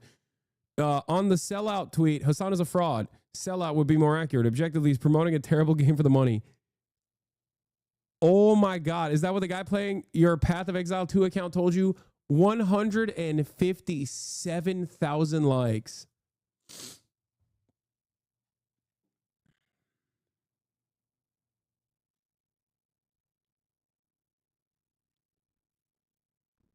Jesus Christ. But they didn't stop there. But there's more. Okay? Hold on. There is more. Assassin's Creed Shadows isn't the hit Ubisoft desperately needs, analyst says. To which Assassin's Creed's account responded with, our game is out. and then they quote retweeted their initial burn against Elon and said, where other men blindly follow the truth, remember, nothing is true. Another 50K. Just fucking absolutely daggering. It is pretty funny because look, the social media manager that got in on the fun here unironically saw an incredible opportunity to drive discourse around their new video game that just came out and basically quintupled down on organic marketing. Everyone cool is realizing you can reverse farm Hasan for engagement. Yes. People don't understand that for as many Hasan haters that are out there, there are 10 times more Hasan lovers. And as a matter of fact, many of my enemies are stinky. And therefore, especially if you catch someone who is a designated Hasanabi enemy and you dunk on them, you will find tremendous bounty there. This is what the dumb slop tubers don't fucking understand. If they were cutting anti-Elon videos defending me instead of doing like the 700th Hasan is bad because he's rich and a socialist, they probably would reach way newer fucking lengths.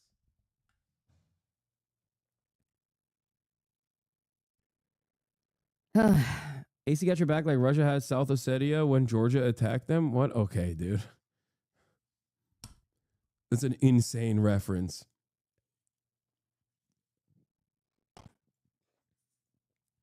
Yeah. Journalists loved Elon coming after me because they also hate Elon and don't hate me. I've been doing that shit for years. Yeah. There you go.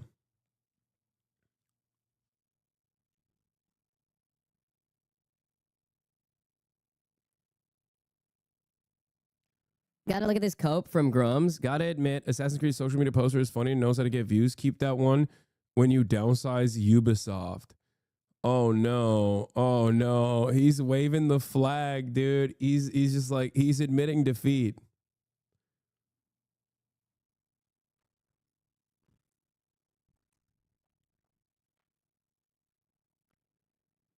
Waving the flag of defeat.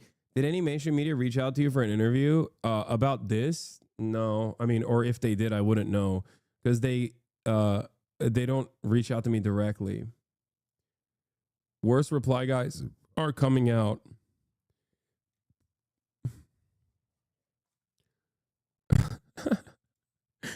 The intern really thought they did something with this. Tell me, intern, does Ubisoft officially support Hamas now?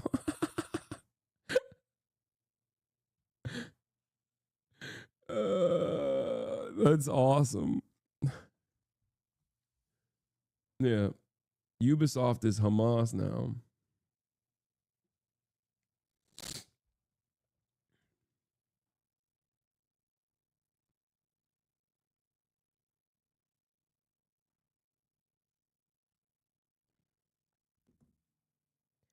So there's also more.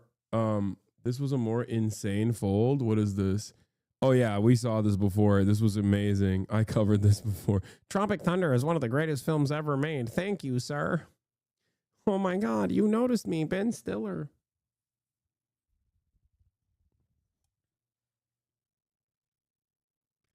Yeah, Jake Sucky's tweet I retweeted as well. That shit popped off too. 127,000 likes. God damn. Hasan, unblock this fraud and roast this fraud. I have been.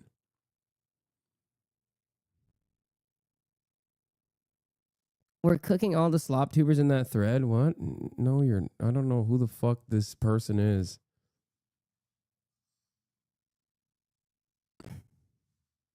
I dislike Hasan like everyone else, but damn, AC admin is bringing the heat. What is this? I dislike Hasan like everyone else, but also follows me.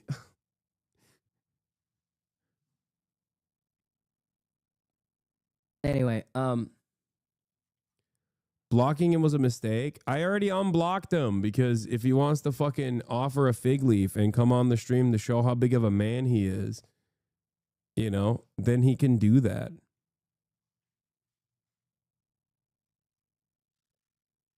I'm fine with that, you know? I'm happy to entertain it.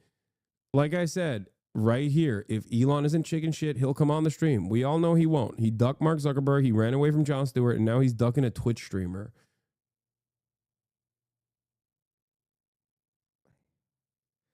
Olive branch. Fig leaf.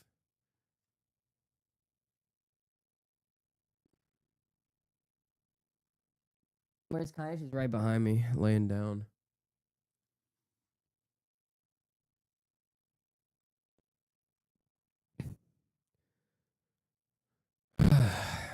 Anyway.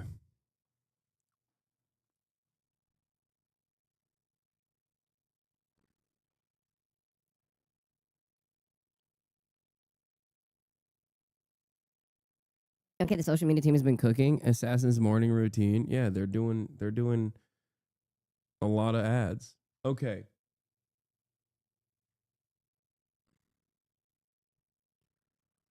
Yeah, but thank you, Elon, for giving me this gift today by being fucking annoying and hated by all who have a brain cell.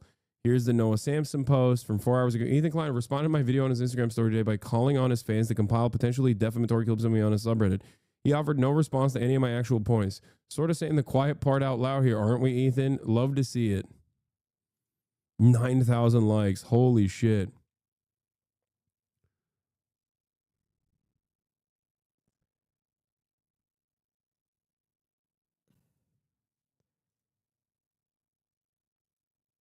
All right. Where were we? We have more news to cover.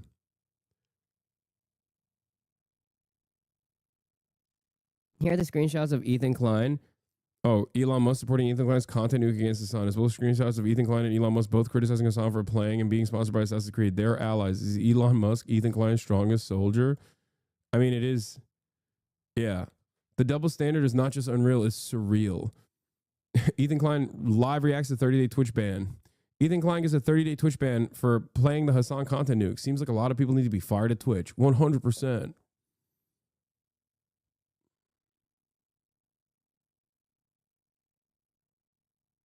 Any response to the points being made by leftist TikTokers and Redditors to say you were letting AOC and Bernie off easy regarding Palestine? Yes. My response is I am a Zionist. I love Israel. My response is am Israel Chai. That's what we said. In the 10-minute video, in the 10 minutes that I had to talk to both of them, I briefly brought up Palestine from the perspective of like defending free speech. And of course, they had to go and do their speeches in the rally because they were late. But luckily, we were able to all say, "Am Israel Chai" in that process. So that was cool. Actually, yeah, actually, we did it. I said Israel.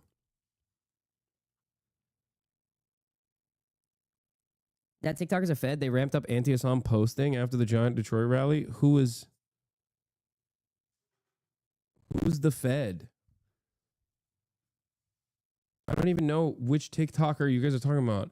And I'm on TikTok all the time, but luckily my timeline is completely fucking cleansed from all of that dumb noise.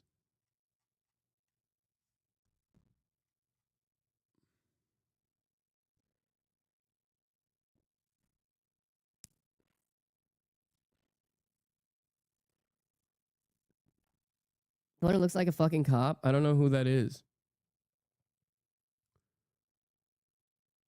They were calling you controlled opposition in that interview. That's true. I am controlled opposition. It's correct. Who is this? I just talked about how there is no major left-wing media source online. There's no socialist platform. What? I don't think this guy is a cop, dude. You guys are silly. I think we just have a difference in opinion. Like, I don't know. No. It's fine. This guy's a fucking Fed? Really?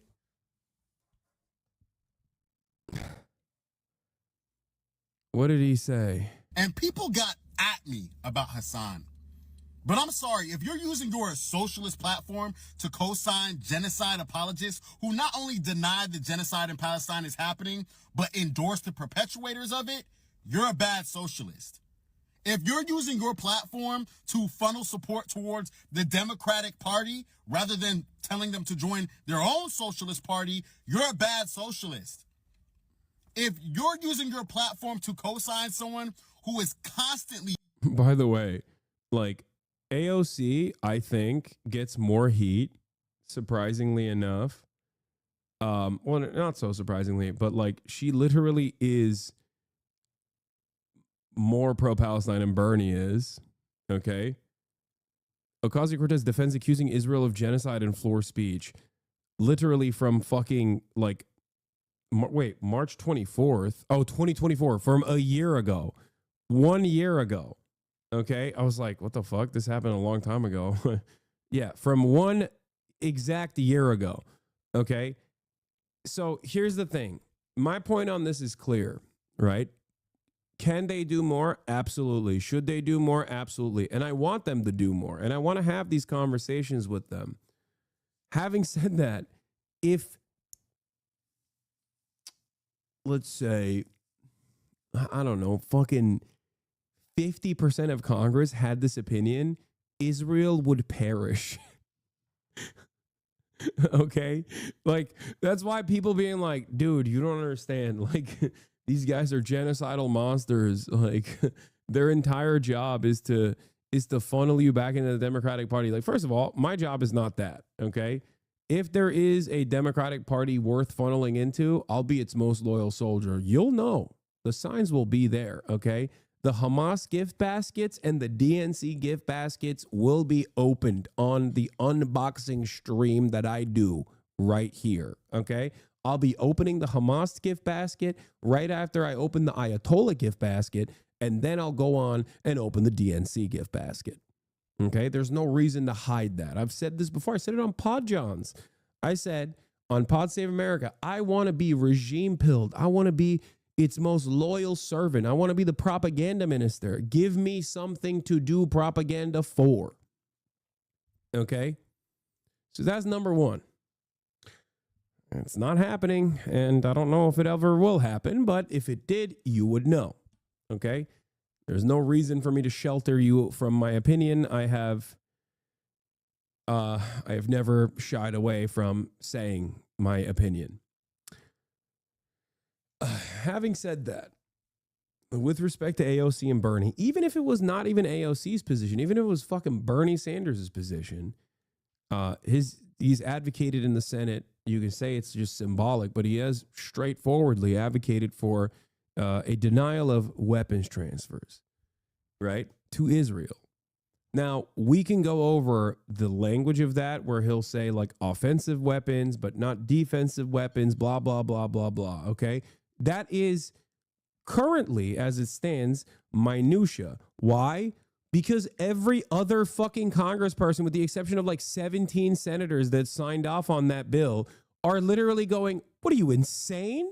We're going to deny Israel $7 trillion worth of weapons? Suck my dick. You love Hamas. I'm going to start calling you Palestinian as a pejorative. That's my point. My point is, these are not perfect vessels. And your expectation in a fucking bourgeois capitalist country's duopoly that like one party member is going to be a perfect vehicle for a revolutionary sentiment is idiotic. Use the opportunities you have. What the fuck? Use the platform that you have, use the opportunities you have, wield them as a weapon. Okay? Instill class consciousness amongst the American public that is inherently aggressively anti anything that is even remotely cast aside as socialist. And you guys, on the other hand, don't want to do that. You just want to fucking chirp, blah, blah, blah, blah, blah. This is what you want to do. That's it. And so when I see someone who says like, Hasan, you're funneling people back to the Democratic Party, you're controlled opposition or this or that, I'm like, all right, sure, that's me. I think people call you a hypocrite on this because you move like a politician. I move like a politician. Dog. I'm slated to be pulled in front of Congress for a potential anti-Semitism task force hearing for my radical pro-Hamas and anti-Israel, anti-Semitic tendencies. And you're over here being like, you're moving like a politician. If any politician spoke like me, we would be living in a very different country. If any politician believed the things I believed, okay, we would be living in a dramatically different country. Potentially. I said potentially for the anti-Semitism task force. Potentially. Okay? Potentially. We don't know.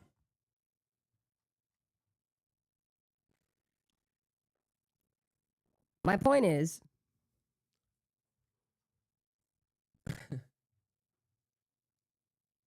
I said slated. And then I said potentially. Slated to appear potentially. Chatters are so dumb. They're like, will you stream it? If I have the opportunity, sure. In any case,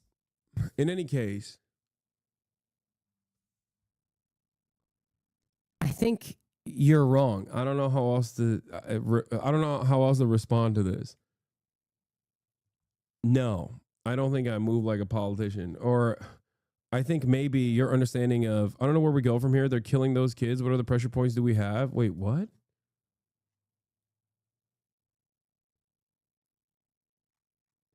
also, wait.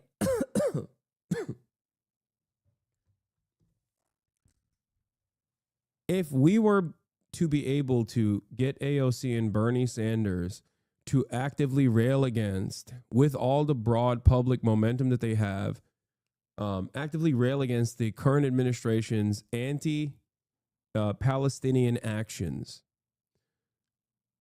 like implementing McCarthy trials and doing mass deportations, don't you think that would be an overwhelming benefit to, one, bring about more awareness to both the domestic brutality against anti-Israel sentiment and also potentially open up the floodgates of protests once again, something that the current administration, just as the previous administration, feared, which is why they are engaging in these acts of political repression.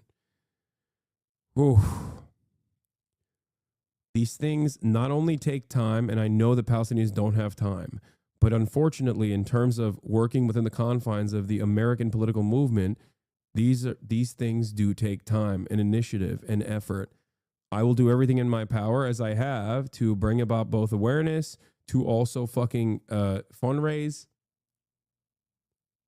while also simultaneously trying to stamp out domestic forms of oppression to the best of my ability within the legal means that are in front of me. Okay?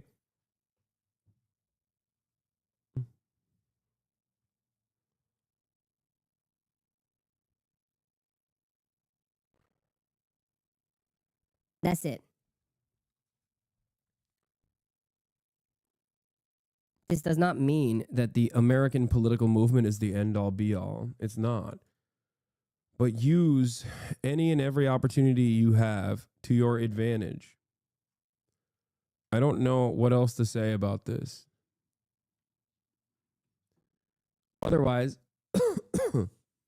we might have a difference in opinion, a difference in methods. That's it. Distanced themselves from Marxist theory and even suggested that it's an extremist understanding, you're a bad socialist. And I feel like it should go without saying, if you do any of these things, you're probably not a socialist at all. And if you're a fan who's got a problem... Like, for me, here's the thing, okay?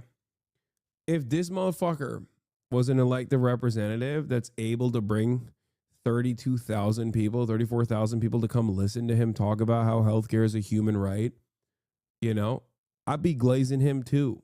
All right. And until you have political motion like that and broad acceptance like that, you ain't shit. I'm sorry. You're just going to fucking sit in your car and chirp, and that's it. And if that's the overall output, you know, you're not going to get anywhere. I'm trying to do something. Okay. You can be more pure than me. If you want to call me a capitalist or a hypocrite, go right ahead. Plenty of people do. Okay. This guy won't be the first. He will not be the last. Okay. That's it.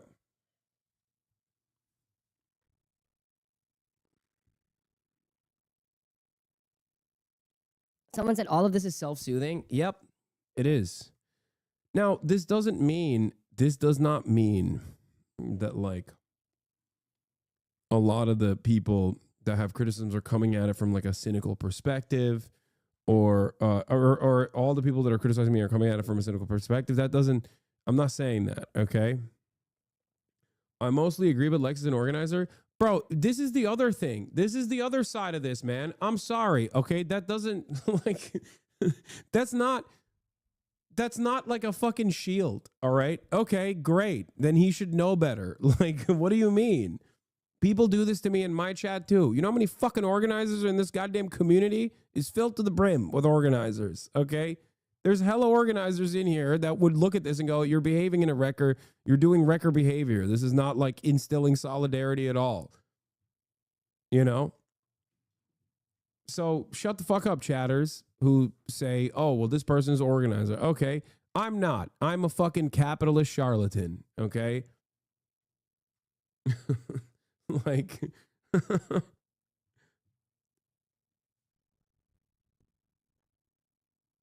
Like, I'm not even disparaging his capacity to organize. I'm just simply saying that I have a different method. It's okay. You might not agree with it. Maybe one day you'll see it. Hopefully, inshallah, if I'm successful, then you'll understand. If I'm not, then you can keep saying I'm a fucking, you know, capitalist. And don't dunk on this person and say like, oh, he's not a good organizer. Like, shut up. I hate that too. You don't have to fucking defend me like that.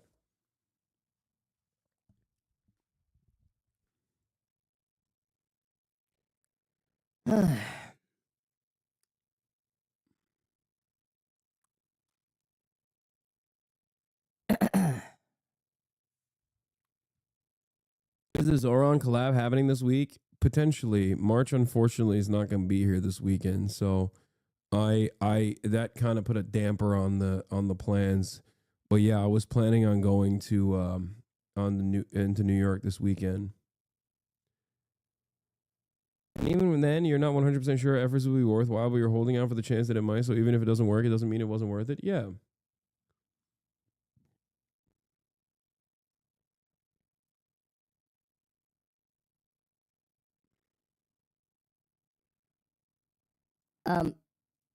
Overall, yeah, this is a fucking really funny take, but you know, this is why I always say be fucking normal. Like, don't be immediately antagonistic, right? Look, I like leftist politics, but struggling with leftist people. Ideologically, I'm extremely leftist. I abhor capitalism and want it dismantled. I'm extremely involved in social activism, intense protests for Palestine, anti-Trump, women's rights, etc. I do a lot to unlearn the white supremacy and patriarchal propaganda fed to me as a kid. However, reflecting on my years of associating with people with my same ideologies, I feel conflicted. Maybe I'm having bad luck finding the right group, but it feels like in leftist circles, I'm never good enough. If I say one wrong thing or word something poorly, I'm jumped on. I'm ND. I don't know what that means. Oh, neurodivergent. So sometimes things I say don't come out the right way and require further clarification. It feels like there's a lack of compassion, curiosity, etc. in leftist circles.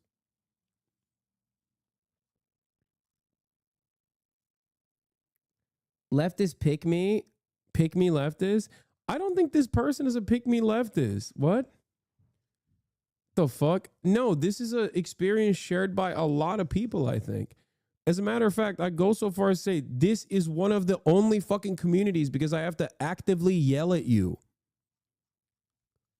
Literally, this is one of the very few like large leftist communities out there that's kind of chill about people engaging in the act of microaggressions on their pathway to learning. And God forbid, I have tried for a very long fucking time to make sure that this space is not inherently hostile to those with differences in opinion.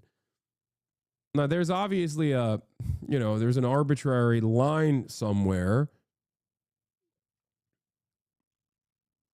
where if you go beyond it, if you're like just actively, if you actively go beyond the line, like I don't care about the designation between like trots or something, okay, even though a lot of left book has like a no trots rule. That's not even what I'm talking about.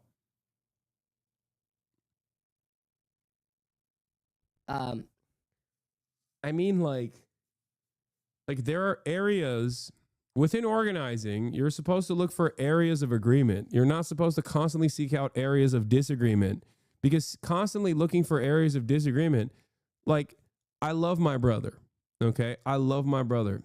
That is my blood, okay? I love my family.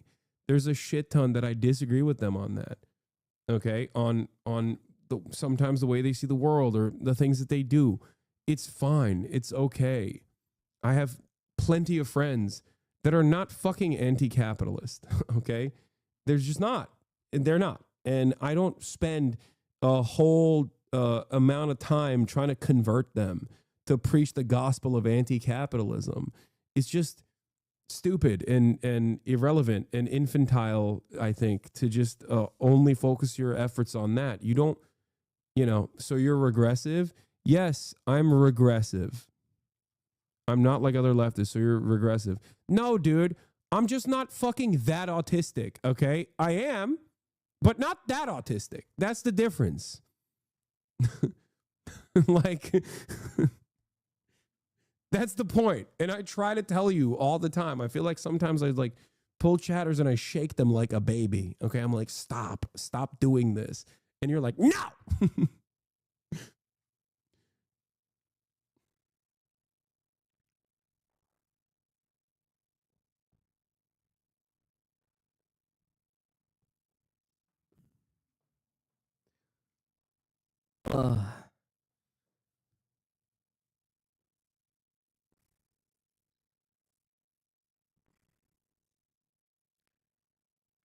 My point is,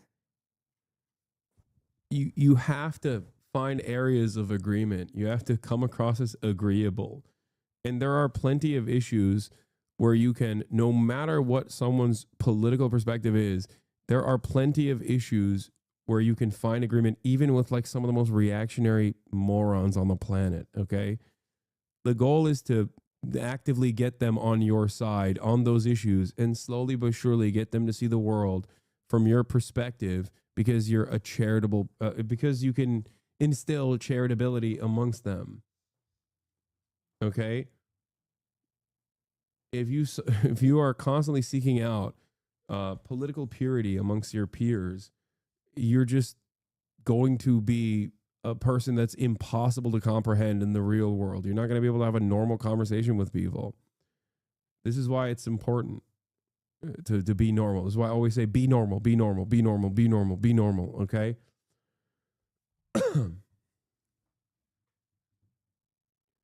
You're not helping when you mention your autistic status in one sense and then deny in other places and leave a lot of us feeling like you'll roll with the tag at convenience. If you need to process your autistic status, this way I can at least understand that. But yeah, you do get folks with discriminatory view, a little too much red meat sometimes. Yes, I'm an inherently ableist, anti-autistic person.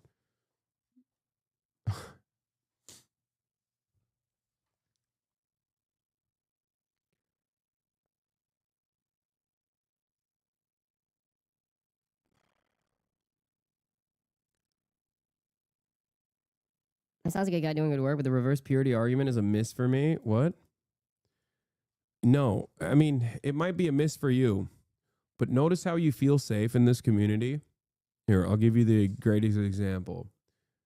You want to know why you get to be in a fucking community with like 32,000 like-minded people, as opposed to your Splinter Discord that you occupy otherwise, where you guys do fake reading, reading seminars or whatever? Because of this perspective that I have.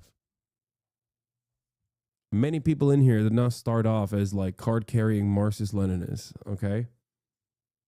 As a matter of fact, no one does. It's crazy. Üstünde.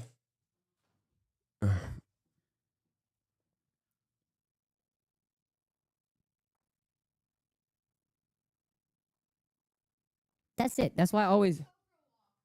Oh, she knows.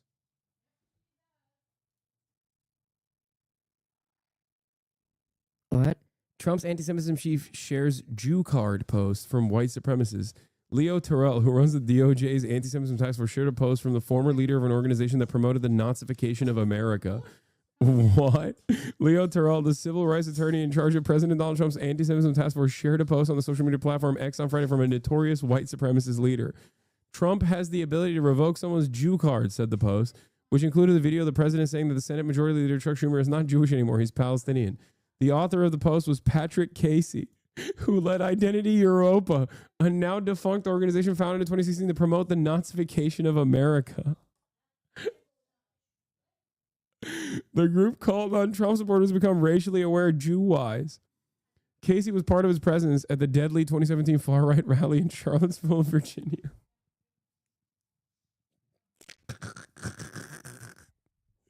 This is the guy that's going to put me in jail, dog.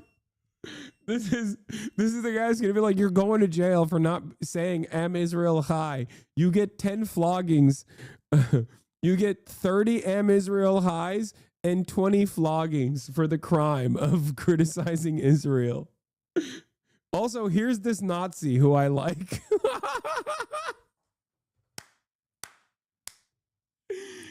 Oh, God.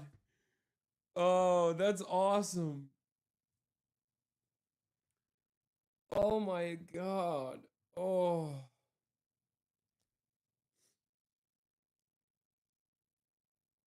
That's crazy, dude. What? Oh. You try to distance Identity Europa from his reputation for racism and instead focused on white identitarianism, according to the Southern Poverty Law Center, renaming it as the American Identity Movement. Casey has since launched a podcast featuring guests like Nick Fuentes, one of the country's most prominent white nationalists and a Holocaust denier. Terrell did not respond to a text message asking why he shared Casey's post. He appears to have unshared it. Trump tapped Terrell, a black civil rights lawyer, to run the Department of Justice Anti-Semitism Task Force last month. He has since told the conservative podcast Charlie Kirk he would consider creating a new committee on anti-white bias. Bro, if you are a Jew in America and you hear the anti-Semitism task force guy saying, we're going to do an anti-white bias committee, if that doesn't ring alarm bells in your mind because you're so invested in the pro-Israel stuff, I don't know what to tell you, okay? They're just, dude, they're saying it out loud. They're doing it. They're doing it in broad daylight. Like, the anti-Semitism task force turns into the anti-Semitic task force so quick. You know who we got to pack off first? These anti-Zionist Jews. Come on, put them on a list. Put their names up there on a list. What are we doing?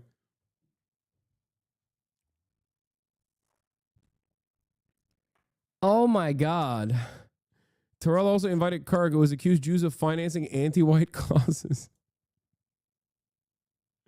to join him on a tour of colleges and universities accused of fostering anti-Semitic environments. Amy Spitalnik, chief of the Jewish Council for Public Affairs, which helps sue Identity Europa for its role in the Charlottesville rally, criticized Terrell on social media Monday. This admin doesn't care about countering anti-Semitism, Spitalnik said. They care about exploiting it to attack democracy.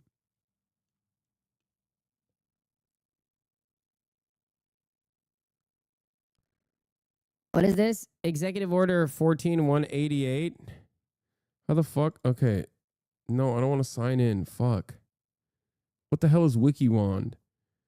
The order's language focuses on additional measures to combat anti-Semitism as an executive order signed. Yeah.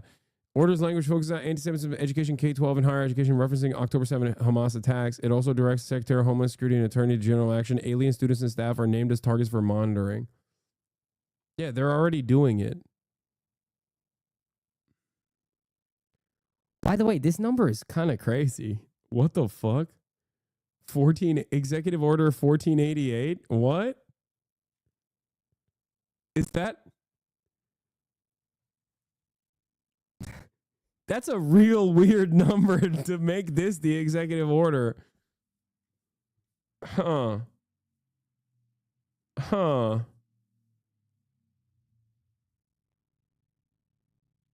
You just realized? No, I didn't know this.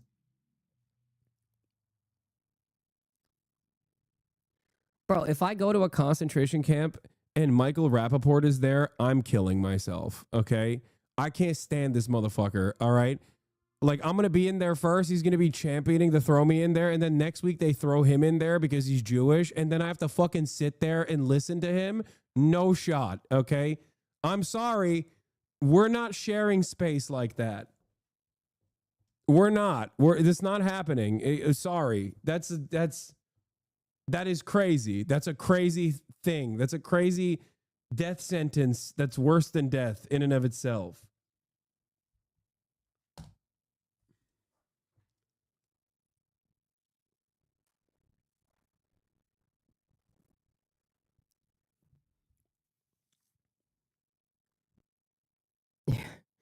First week, they put the student protesters in there. Next week, they put the American naysayers in there. Okay, student protesters who are foreigners.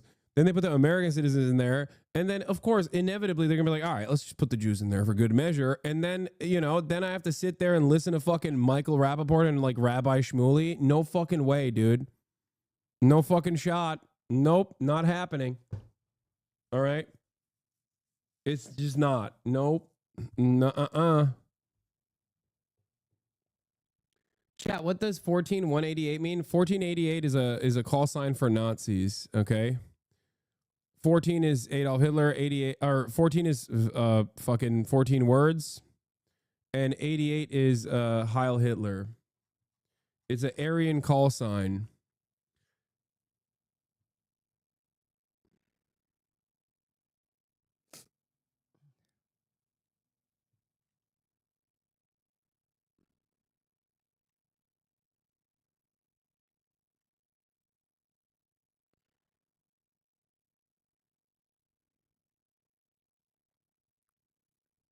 I guess technically 18 could be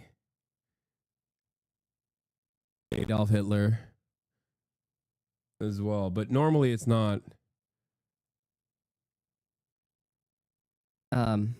Normally, I've never seen it like this. It's just usually 1488.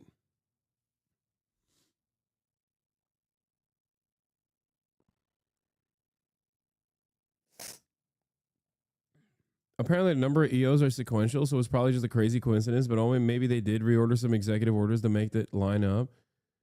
Yeah, I mean, I don't know. I mean, it's fucking so sus.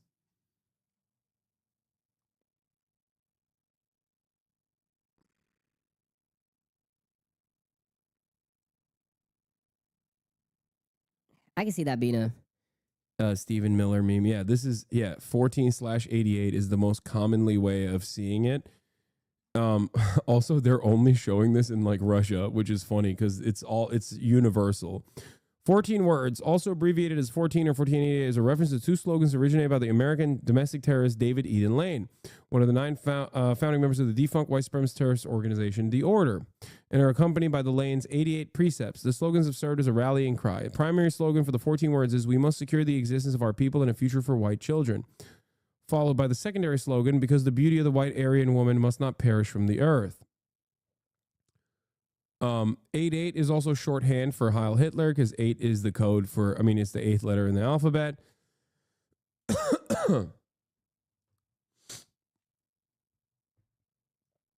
And it's funny because Lane viewed Nazism, along with America, as being part of the Zionist conspiracy.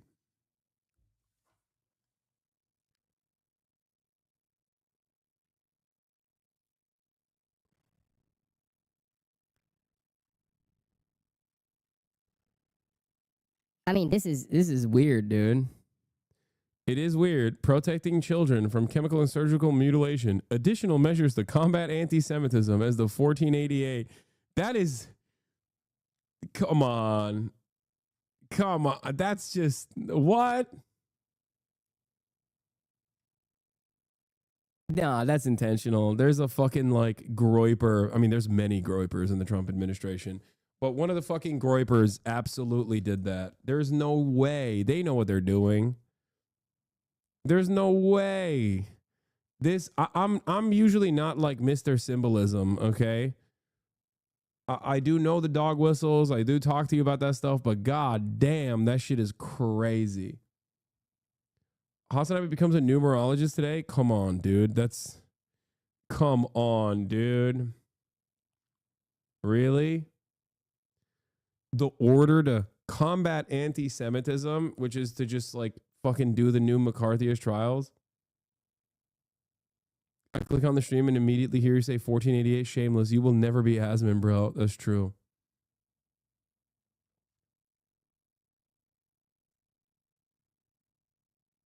Yeah, like Michael Pillow didn't sell his pillows for $14.88 for no reason. Like that was deliberate. You know what I mean?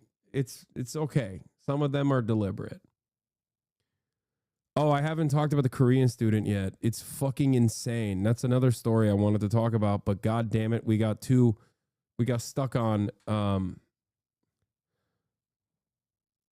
this was a huge this was a bar. The judge that said Nazis got better treatment than Venezuelan migrants under Alien Enemies Act. We're going to start off there, and we're going to talk about deportations. I'm going to pee real quick. Appeals Court is weighing the legal showdown over the Trump administration's deportation of suspected gang members to El Salvador. You remember this case? One of the judges said that even Nazis or suspected Nazis during World War II in America got better treatment than the Venezuelans flown to a notorious prison there earlier this month. Scott McFarland's with us. Scott, you've been following this. Good morning. Yeah, this dispute has been simmering for days now. It could boil over all the way to the U.S. Supreme Court. And in the appeals court on Monday, the arguments got heated. The legal fight over the Trump administration's deportation of Venezuelan migrants to an El Salvador prison played out in a D.C. appeals court Monday. And one of the 3 judges, Patricia Millett, made a blistering accusation about how the operation was carried out. There were no procedures in place to notify people. Nazis got better treatment under the Alien Enemy Act. That act is a wartime authority that doesn't require due process. Its use by the Trump administration has sparked a major battle after District Judge James Boasberg temporarily blocked such deportations. The Department of Justice is trying to get that decision overturned and pushed back yesterday. The district court's order represents an unprecedented and enormous intrusion upon the powers of the executive branch. At the White House, after the court hearing, Trump border czar Tom Homan blasted Judge Millett's argument. First of all, it's ridiculous. It's just another example of a radical judge saying something that's just disgusting. To compare anything to the Nazis, the Holocaust, we follow the law. The stakes here are immeasurable. Tom Dupree is a former Justice Department official in the Bush. He's like, don't compare us to the Nazis. We're so much better at doing mass deportation than the Nazis. We're gonna, excuse me. I'm not a Nazi. I'm a super Nazi. I don't like to be called a Nazi.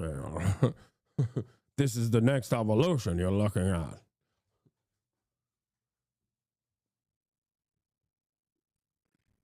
Excuse me, sir.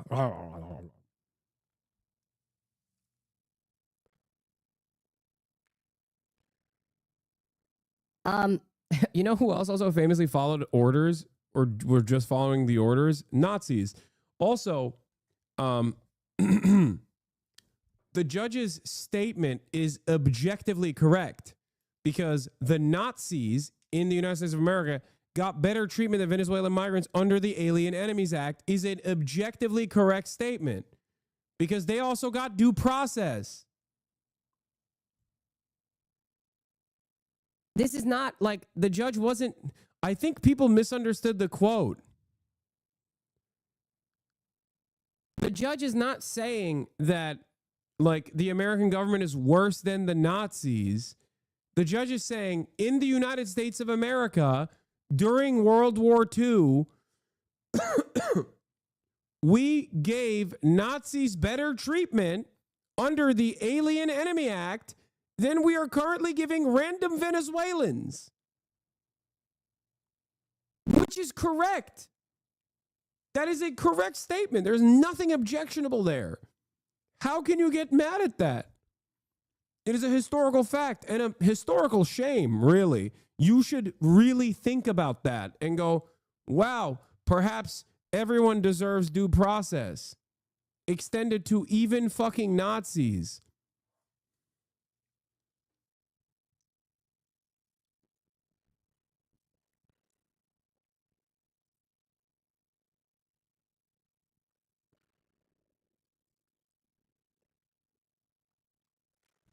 And this isn't even about Operation Paperclip. Like this judge is not like being woke and saying, this judge is not being woke and saying like, we hired them.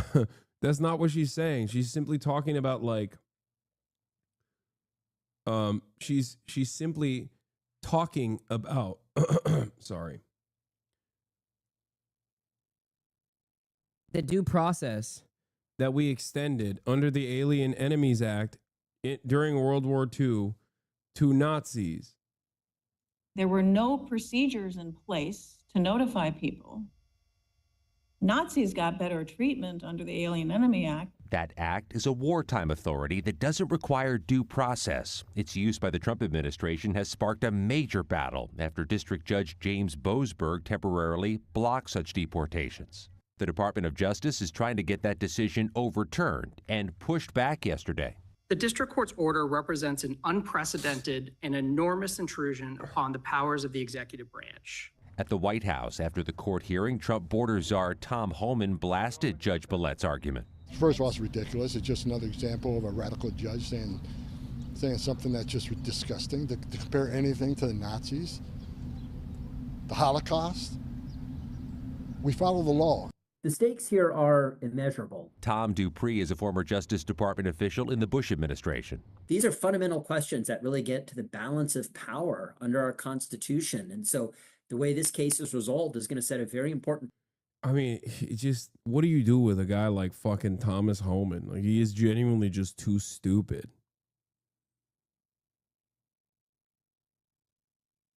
He is objectively too stupid to understand the statement that was being made there. It's crazy. Precedent for what happens in the United States over the next few years. The judges on the appeals court say they'll issue a ruling within days, but that may not be the last word in this case. It has far-reaching implications that could be headed down the road to the Supreme Court.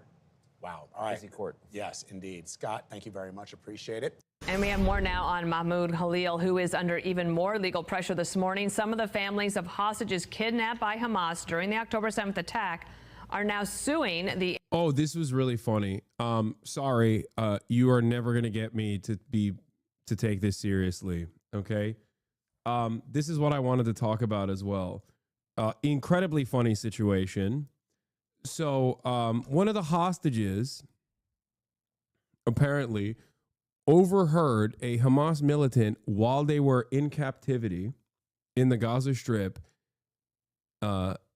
say that the college campus protesters were directly linked back to them, that they were actually communicating with Columbia SJP. Okay. This is, and then the hostage went back to Israel, and now they're suing alongside, they're suing Columbia alongside a bunch of like Jewish advocacy groups that are just like pro-Israel advocacy groups. Let's be real. Okay. And it's fucking hilarious. Okay. It is one of the funniest things that has happened so far. I'm going to read a part of the litigation to you, because especially this part, that all the Zionist accounts that love doing Hasbara were running with yesterday and all the way into today. Here, let's read this. On information and belief, association defendants had prior knowledge of the October 7th attack. They're talking about Columbia SJP. They're talking about Columbia Students for Justice for Palestine. Knew in advance of the October 7 attacks. The basis for that belief includes the timing of the NSJP toolkit's distribution and the signing of the Tofan Al-Aqsa statement. The basis also includes the toolkit's inclusion of the paraglider graphics. And to Columbia SJP, the bases also include a highly suggestive social media post published moments before the October 7 attack began. 3 minutes before Hamas began its attacks on October 7, Columbia SJP posted on Instagram, "We are back," and announced in the first meeting of the semester would be announced and that viewers should stay tuned. Before the post, Columbia SJP's account had been dormant for months.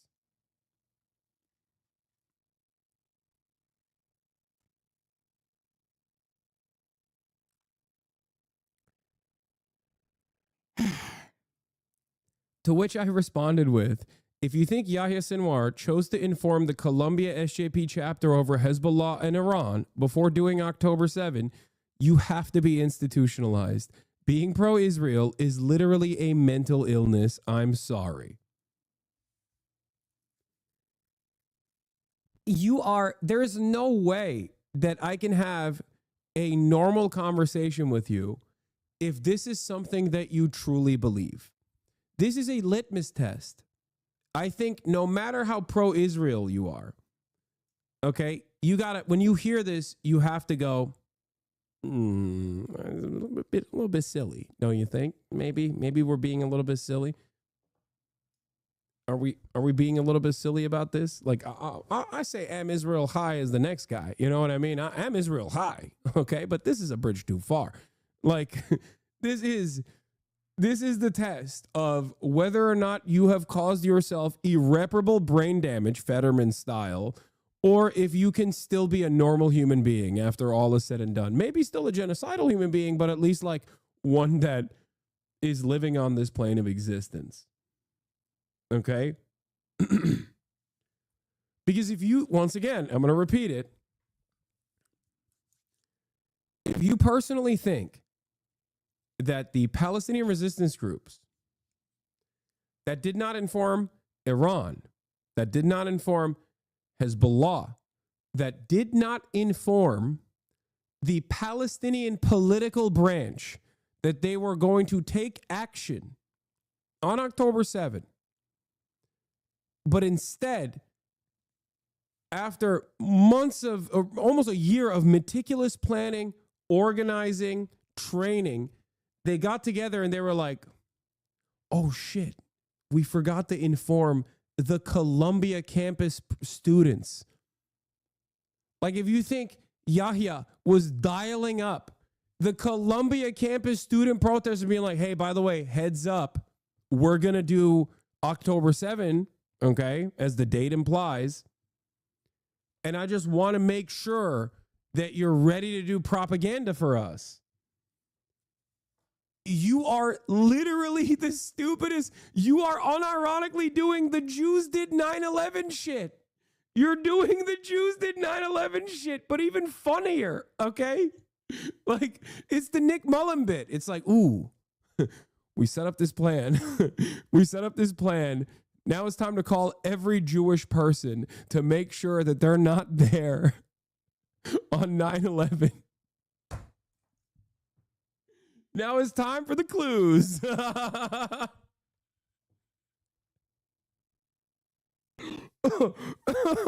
It's just, I'm sorry.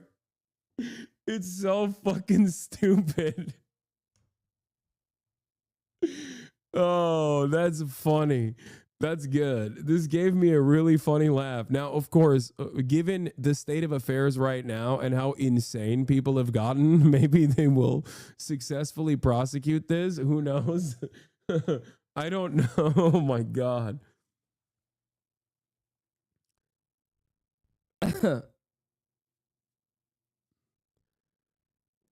Just fantastic stuff. Yeah.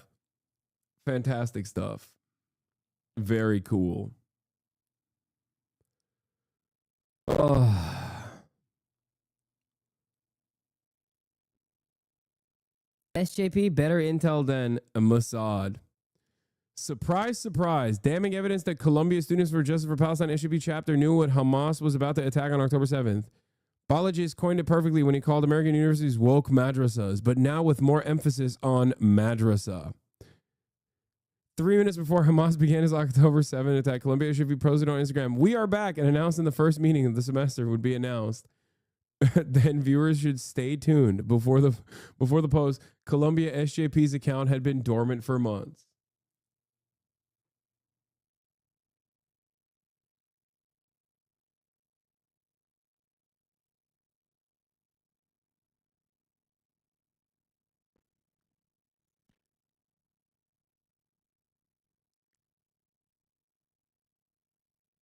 Yeah, weird how they were inactive for months before the semester started, by the way. Very suspicious that student-run Instagram accounts for student organizing were dormant for months. You know, the time period when students aren't at school.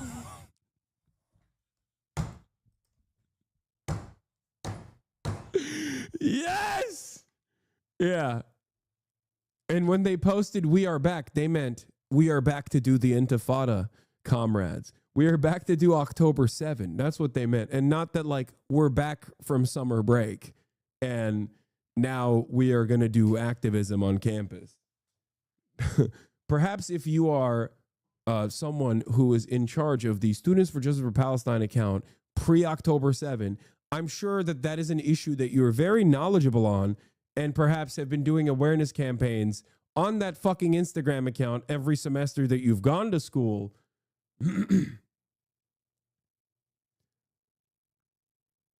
Yeah.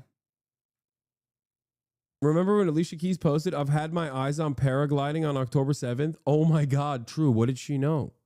What did she know?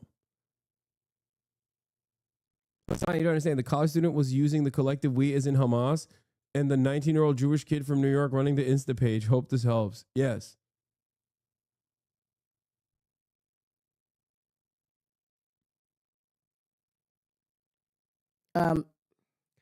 How far do you think people are before they start saying you were the mastermind behind October 7? They already have.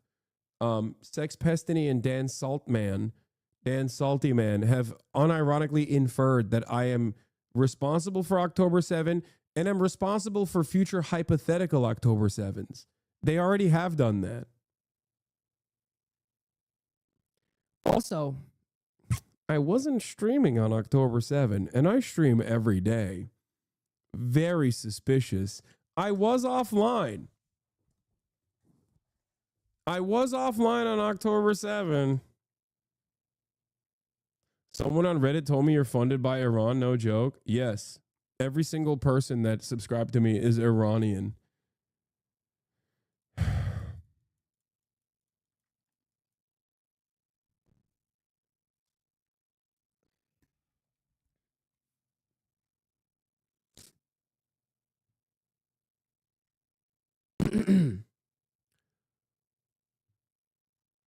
Yeah.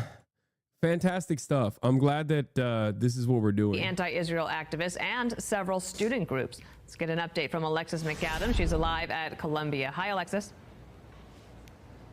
Hi, Dana. So we've been watching these campus protests for months, and now we know people all across the country and around the world were watching them too, including the family of some of those hostages who were held against their will. Some of them did not make it. Now they're suing here, specifically suing Mahmoud Halil and other campus protesters, saying they are an arm of Hamas and are aiding and abetting that terrorist organization. So the new lawsuit was just filed in New York. It says the protesters on Columbia's campus are spreading hateful rhetoric, saying Mahmoud Halil and the groups that have been protesting on this Ivy League campus are all part of the Hamas propaganda arm of New York. Families of some of these hostages, okay, many who were killed at the hands of Hamas, we want to look at their pictures. They all had stories.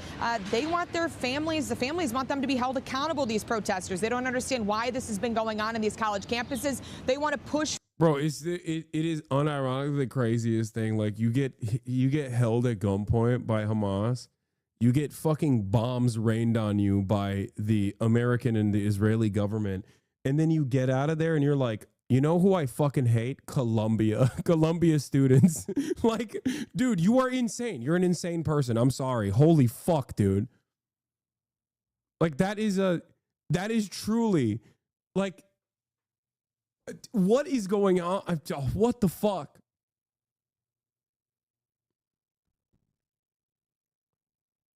Like student activists at Columbia campus are my enemy is a wild thing. For punishments here. More protests on campus yesterday, even though that the school cracked down. Students were masked up anyway, even though they're not supposed to be now. The Department of Education says Columbia needs to do more to get their funding back, and some teachers and students are angry. Trump and Linda McMahon get to command universities to arrest and expel students. No! Free Mahmoud! I have to mention this. So the crackdown on college campuses does continue as more students, Dana, are filing lawsuits, including a junior here at Columbia who just filed a lawsuit. She's from South Korea. She's a permanent resident, but she said she's not going anywhere, even though she was just arrested at a protest. Dana. All right, Alexis McAdams, thank you. I'm Steve Ducey. I'm Brian Kilmeade. And I'm Ainsley Earhart. ICE agents moved to deport this student after she was arrested while protesting at the Ivy League earlier this month. And Fox 5's Linda Schmidt joins us live from Lower Manhattan with more on what just unfolded in court. Linda. Well, the student we're talking about here tonight, her name is Yunsa Jung, and she had a major victory in federal court. Yeah, ICE tried to fucking deport a random Korean student who's been in the United States of America since she was like 6.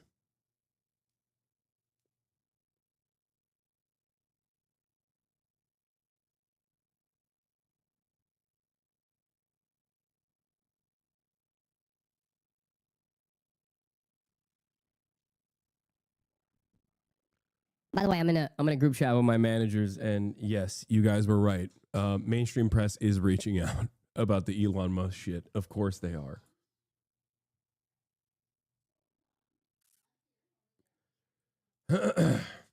Yeah. A judge has issued a temporary restraining order stopping the Trump administration from detaining Youngseo Chung, a 21-year-old Columbia student and a legal permanent resident who the Trump administration is trying to deport for participating in pro-Palestine protests.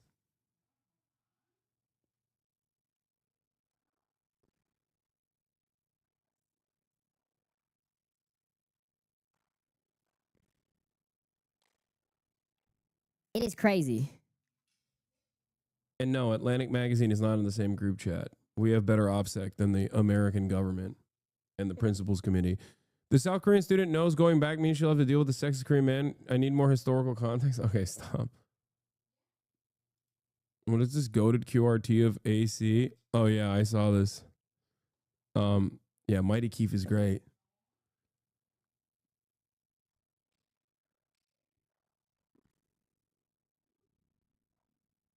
This is Phineas's friend who asked the question. Thank you. Sketching these things. Oh, hell yeah. It's a good question. I know you never would, but could you write a Twitter beef with Elon all the way to the House of Representatives? No. Everybody remember, When you subscribe, you are Iranian. When you subscribe, you are subscribing as a part of the Ayatollah. And if you gift subs, you're extra Ayatollah. Okay? Something to consider. Your editor's cooking you on Blue Sky.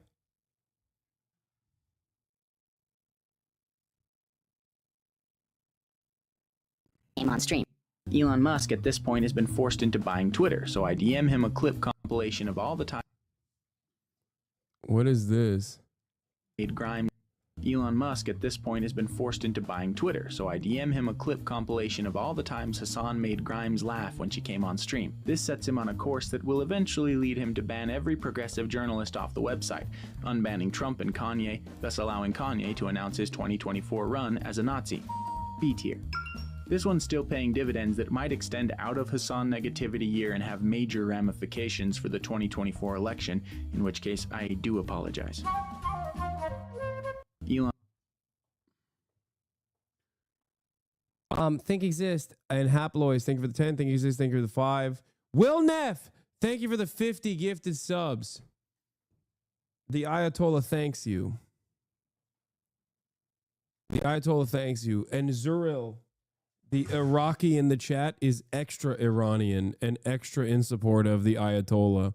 As someone who has been in here for 61 months, he's been a 61-month Ayatollah supporter. Bro, seriously, I'm Iraqi. We don't like Iranians. Don't say that. Motherfuckers colonize our country. Fuck the Iranian regime. Extra in support of the Ayatollah specifically. Zuril basically partook in the Iranian revolution.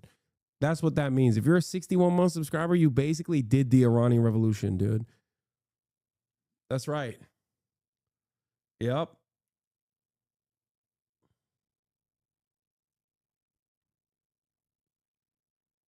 Time travelers, thank you. Haploids with 25 bones. God damn.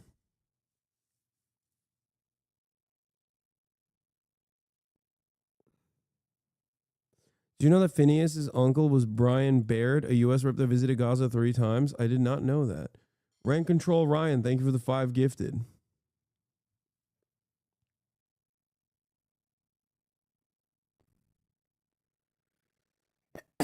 Anyway, we have an insane situation in front of us. On the one hand, people are getting increasingly more insane about like the... On the basis of claims like this, Trump is trying to deport a Korean American student who's been in the country since she was 7. Bananas. A legal permanent resident. And here are the claims. Plaintiff John Doe was among those who fought Hamas in Gaza. Doe left his studies at Columbia Law School to serve in the Israeli military and spent 100 days fighting against Hamas. As a result of his combat experience, Doe suffered mental anguish, pain, and suffering. He continues to suffer from the effects of these injuries and continues to suffer ongoing mental and emotional trauma. Oh no, you did 100 days of fucking genocide and then you came back to Columbia Law and now your feelings are hurt when people say you're a war criminal, which is correct. Your feelings being hurt. And that's like, if your biggest repercussion for doing a fucking genocide like a Nazi stormtrooper is that your feelings get hurt when someone calls you a Nazi stormtrooper, you should be the luckiest man on the planet. You should be like, oh my God, I can't believe I got away with doing a fucking genocide as a Nazi stormtrooper. And the worst thing that happened to me is my feelings get hurt sometimes by some queer English major. That's incredible. You should go to prison. Like, am I crazy? I feel like you should be in jail. You should not be going to Columbia Law. You should be going to jail. Okay? It's fucking nuts that these guys are like, you know, my feelings were fucking hurt. My feelings were hurt. Yeah, you did a genocide, dude. What the fuck do you mean? Your feelings will be hurt forever, actually. You probably will suffer severe repercussions for the horrifying crimes that you did to random civilians, dude. Yeah, there's still a side of all of us. There's a side of humanity inside of all of us that like says, hey man, maybe the mass murder that I engaged in was kind of fucked up, and that you will carry that pain with you for the rest of your fucking life. Okay? Holy shit. Plaintiff Richard Rowe paused his studies at Columbia University, returned to service with the IDF following October 7. Again, within 24 hours of landing, he was deployed to Gaza envelope, where he was repeatedly shot at by Hamas terrorists. As a result of his combat experience, Rowe suffered mental anguish, pain, and suffering. He continues to suffer from the effects of these injuries and continues to suffer ongoing mental and emotional trauma. Oh my God. Oh my God. I am so sad. I can't believe that you felt.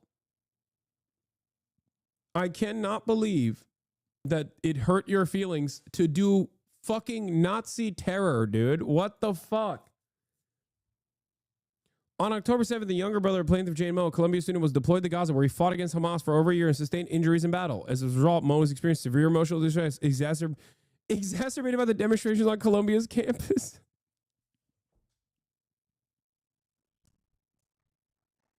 He's like, I was doing a genocide, okay? And while I was in the process of doing a genocide, the fucking dudes wearing Adidas would shoot at me and kill people in my battalion because they loved smoking cigarettes in front of exposed brick, okay? They loved smoking bogues directly on the fucking window, not thinking that, you know, everyone is a 4-year-old that we can just easily butcher. Turns out some of the fucking 15, 16, 17, 18-year-olds have weapons, and they shot and killed my fucking platoon commander, who was a 18-year-old rear brigadier admiral general. And it's really fucked up that these guys keep saying that what we did was wrong. The fuck? Once again, I have to repeat to people, the median age in Gaza is 18, okay? 40% of the population is under the age of 14.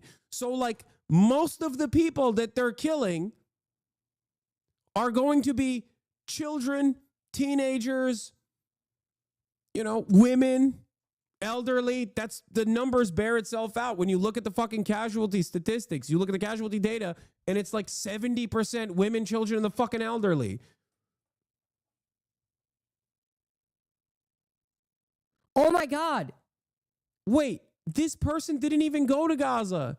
This person's brother was the fucking Nazi war criminal, and she feels distress. Bro, if that fucking cheese dick is in here, I'm gonna fucking lose it. You know the one I'm talking about? The one who was like, I had to get off cheese. Like I relapsed on my cheese addiction because of the fucking pro-Palestinian protesters. Like, she's in this lawsuit. This is how unserious this entire process is. It's like, you can't get secondhand PTSD, dumbass. Each of the crimes discussed above was an individual act of international terrorism, and viewed collectively, all the foregoing. I'm an international terrorist, dude. I am a radical international terrorist. If you think saying correctly, saying the truth about Israel's fucking conduct is international terrorism, I'm an international terrorist. Like, what are we talking about? What the fuck are you saying? How you should be embarrassed to fucking put this in a lawsuit, dude. Holy fuck. Jesus Christ. These acts of international terrorism were intended to prevent Israel from normalizing its relationship with the Arab neighbors. Hamas and its puppet masters, the IRGC, are threatened by their success of the Abraham Accords our beautiful president put together. A landmark peace deal between Israel and several of its Arab neighbors, including, for example, the United Arab... Okay. That chick went to NYU, not Columbia. My bad. The Gouda, bad and ugly. New York City law student, addicted to cheese, went to nearly $6,000 per week rehab.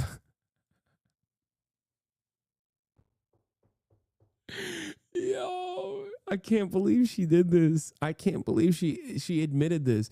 Bro, if this happened to me, I would literally kill myself before revealing this, let alone to a news publication. I'm not telling this. This is my closely safeguarded secret, okay? I am never revealing this to another human being. If I had to go to cheese rehab that costs $6,000 a week over pro-Palestinian protests on campus, you wouldn't get that information out of me in a fucking CIA black site. You could clamp my nipples to a car battery and rev the fucking engine. You could literally take away my nails piece by piece, and I would not reveal this information to you. And this dumbass literally thought this is a great puff piece to put on New York Post.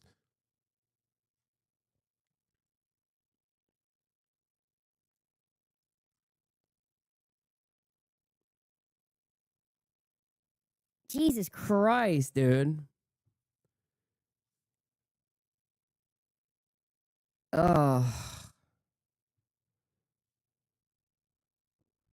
Yeah, if you go to rehab, you have to lie. If you go to rehab, there's like $6,000 a week. You have to lie and be like, I relapsed. I was doing new versions of meth you've never even. I was doing crocodile. Okay, my skin was fucking melting.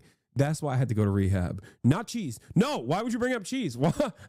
What? Cheese? No one would be addicted to cheese to that degree. No, it was crocodile. It was a different kind of heroin that I concoct in my bathtub. I was doing meth heroin, not cheese. Of course, why would you bring that up? Who would ever go to rehab for cheese? Fuck you, stupid. You're anti-Semitic for suggesting that. It's crazy.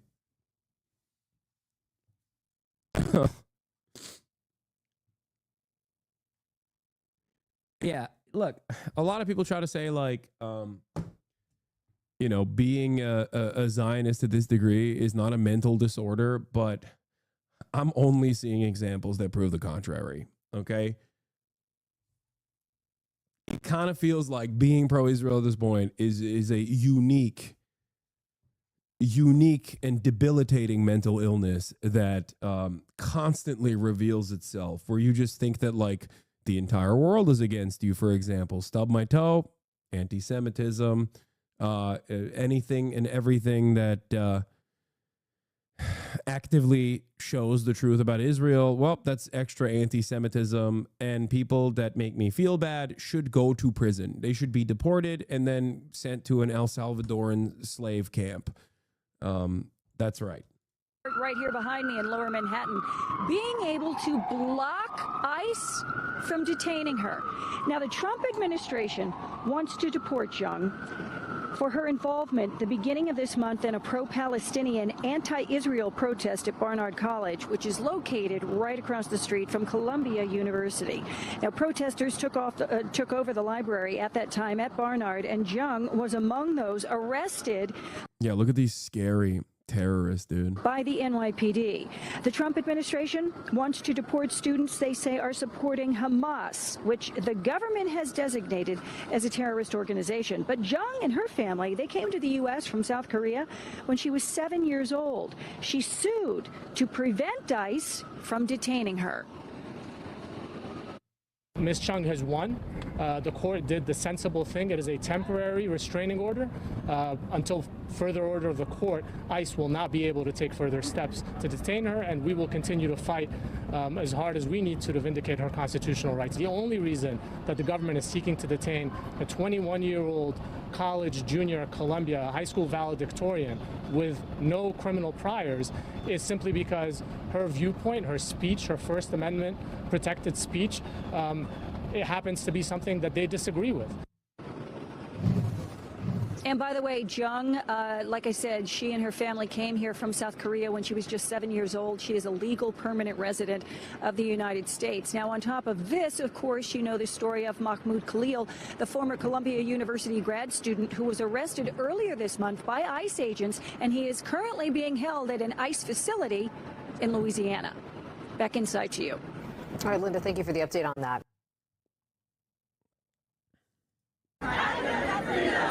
At Columbia University today. Your favorite elected rep spoke on the SJP story. Damn, I thought this was a joke, but it looks like they all got the same marching orders from AIPAC and are actually leaning into it. Dude, I'm sorry. I fucking love Israel and how desperate they are, okay? Like, Israel defenders have reached new levels of depravity to defend Israel, and it gets increasingly stupider. It is so pathetic. Like, this is the line. This is the meta. I can't wait for John Fetterman to come out and be like, everyone knows Hamas, October 7, and the students did it. October 7.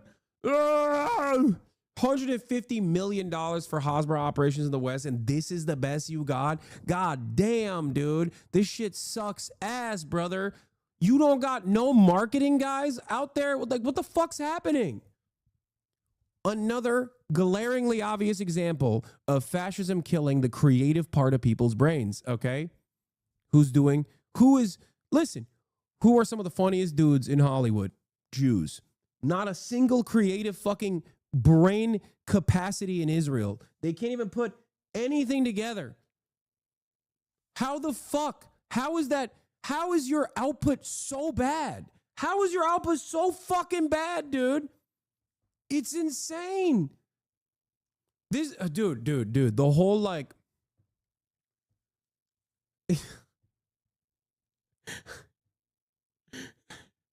listen, dude. Okay. People who say like Jews control the media. Listen, big dog, you wouldn't watch a single television show. Okay. If the pro-Israeli Jews were controlling the media, nothing would be watchable. Everything would be like that fucking SNL skit. Okay. Everything would be like the Israeli SNL. Oh, Colombia anti-Semite. It is crazy. It is crazy. Are you joking? This is crazy. Like, this is so embarrassing, dude. Like, Richie Torres, the families of the hostages are suing pro-Hamas organizations operating here in the U.S. The lawsuit contains a bombshell revelation 3 minutes before Hamas began its act.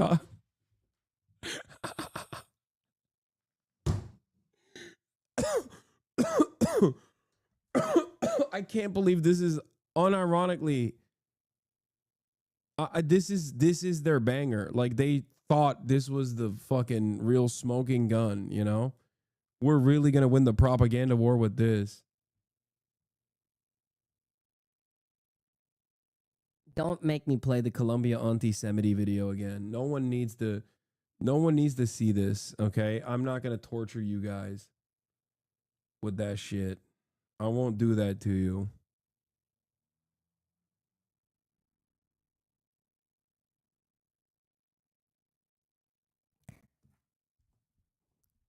SCP posted on Instagram. We are back. Before 10/7 posting, Columbia SCP's account had been inactive for months, only to be suspiciously reactivated minutes before the 10/7 terror attacks.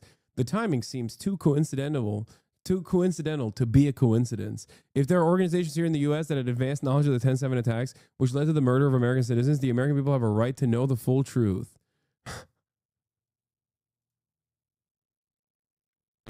Oh, Jesus Christ, dude.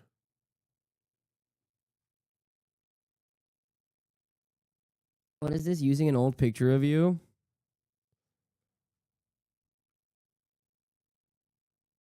That's... He does not do the praxis. Shut the fuck up. You think they care about how stupid it is and how insane and unbelievable it is? Or do they only care about the weakest excuse to possibly justify the next phase of rounding people up? No, they're already doing the rounding people up, regardless of whether or not Richie Torres posts this or whether or not this is like the next line of attack to be like, the Columbia students actually knew about October 7. They're going to do it regardless. I feel like there probably would have been a better way to creatively massage the narrative here instead of literally saying Columbia did Hamas, like Columbia University students did October 7. It's fucking insane.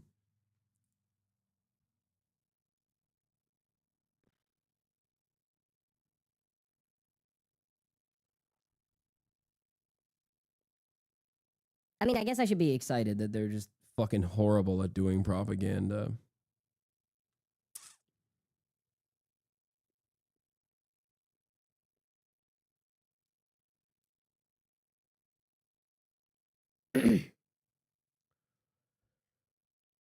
Ay, ay, ay.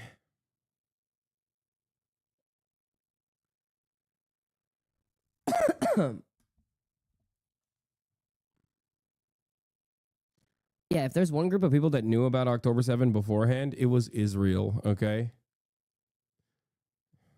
They were informed by the Egyptian authorities over and over again, and also even by Unit 8200, where they just kept saying like, hey, they're fucking, I don't know, training on paragliders? That's kind of weird.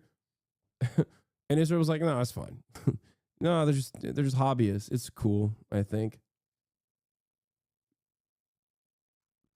Let's move more units to the West Bank.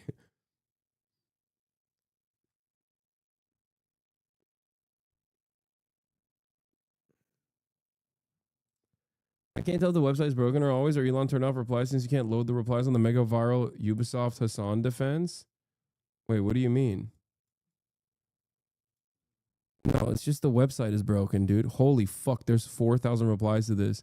216,000 likes. Jesus Christ, dude.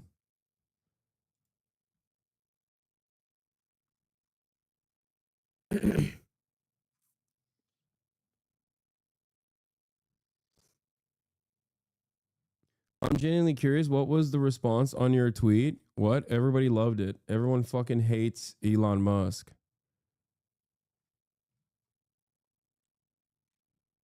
What? It made it to r/all? Hasan is a fraud. Sellout would be more accurate. Is that what the guy playing your Path of Exile 2 account told you? Facepalm 4 hours ago. Damn, he cooked hard here. Oh my lord.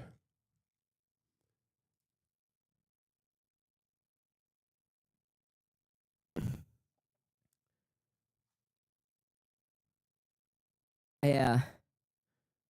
It's over 200,000 likes on Elon Musk's own fucking platform. Jesus Christ.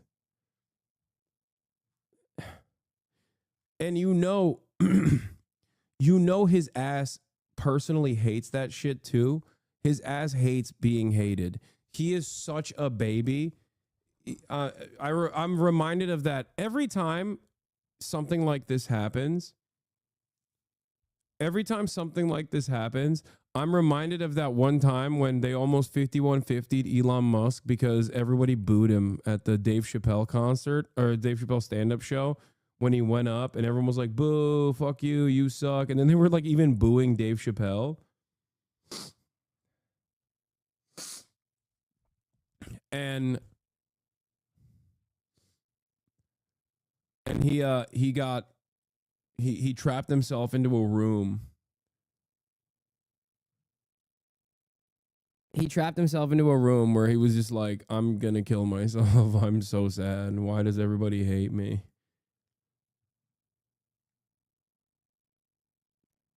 And I think you also kind of notice that he just like doesn't post as much when he gets fucking dunked on.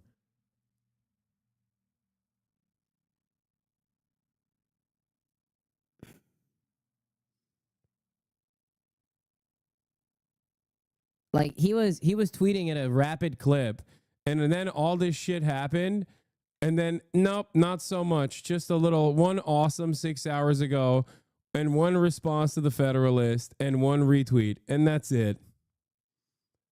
It's okay. I won't use my platform anymore.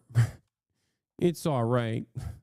Nobody likes me on my own platform. This year's been crazy for you.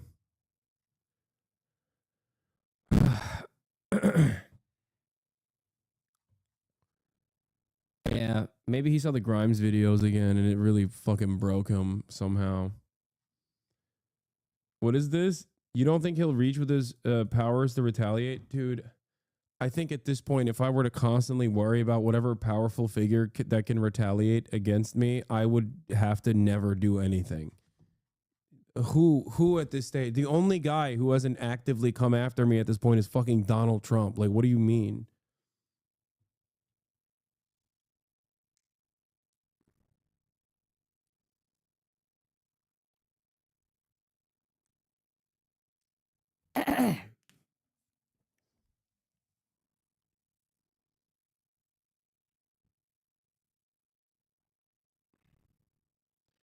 How does it feel that you have the world's richest guy? Sad that you blocked him on his own platform. It doesn't feel like anything. It just feels expected. He is a fucking loser.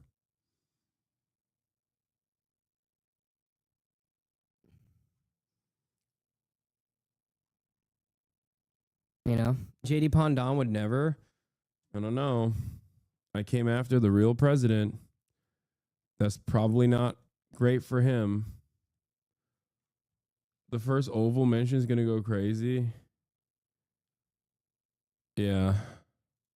I hope not. I hope I never get a fucking mention. All right, I'm done for the day, folks. That's 8 hours and 30 minutes of me and all of me and nothing but me. I love you guys, and I will see you tomorrow. What a fucking day. What a goddamn day it's been, huh? What a friggin' day it's been. I'm gonna figure out what to do with the Zoran interview on the weekend.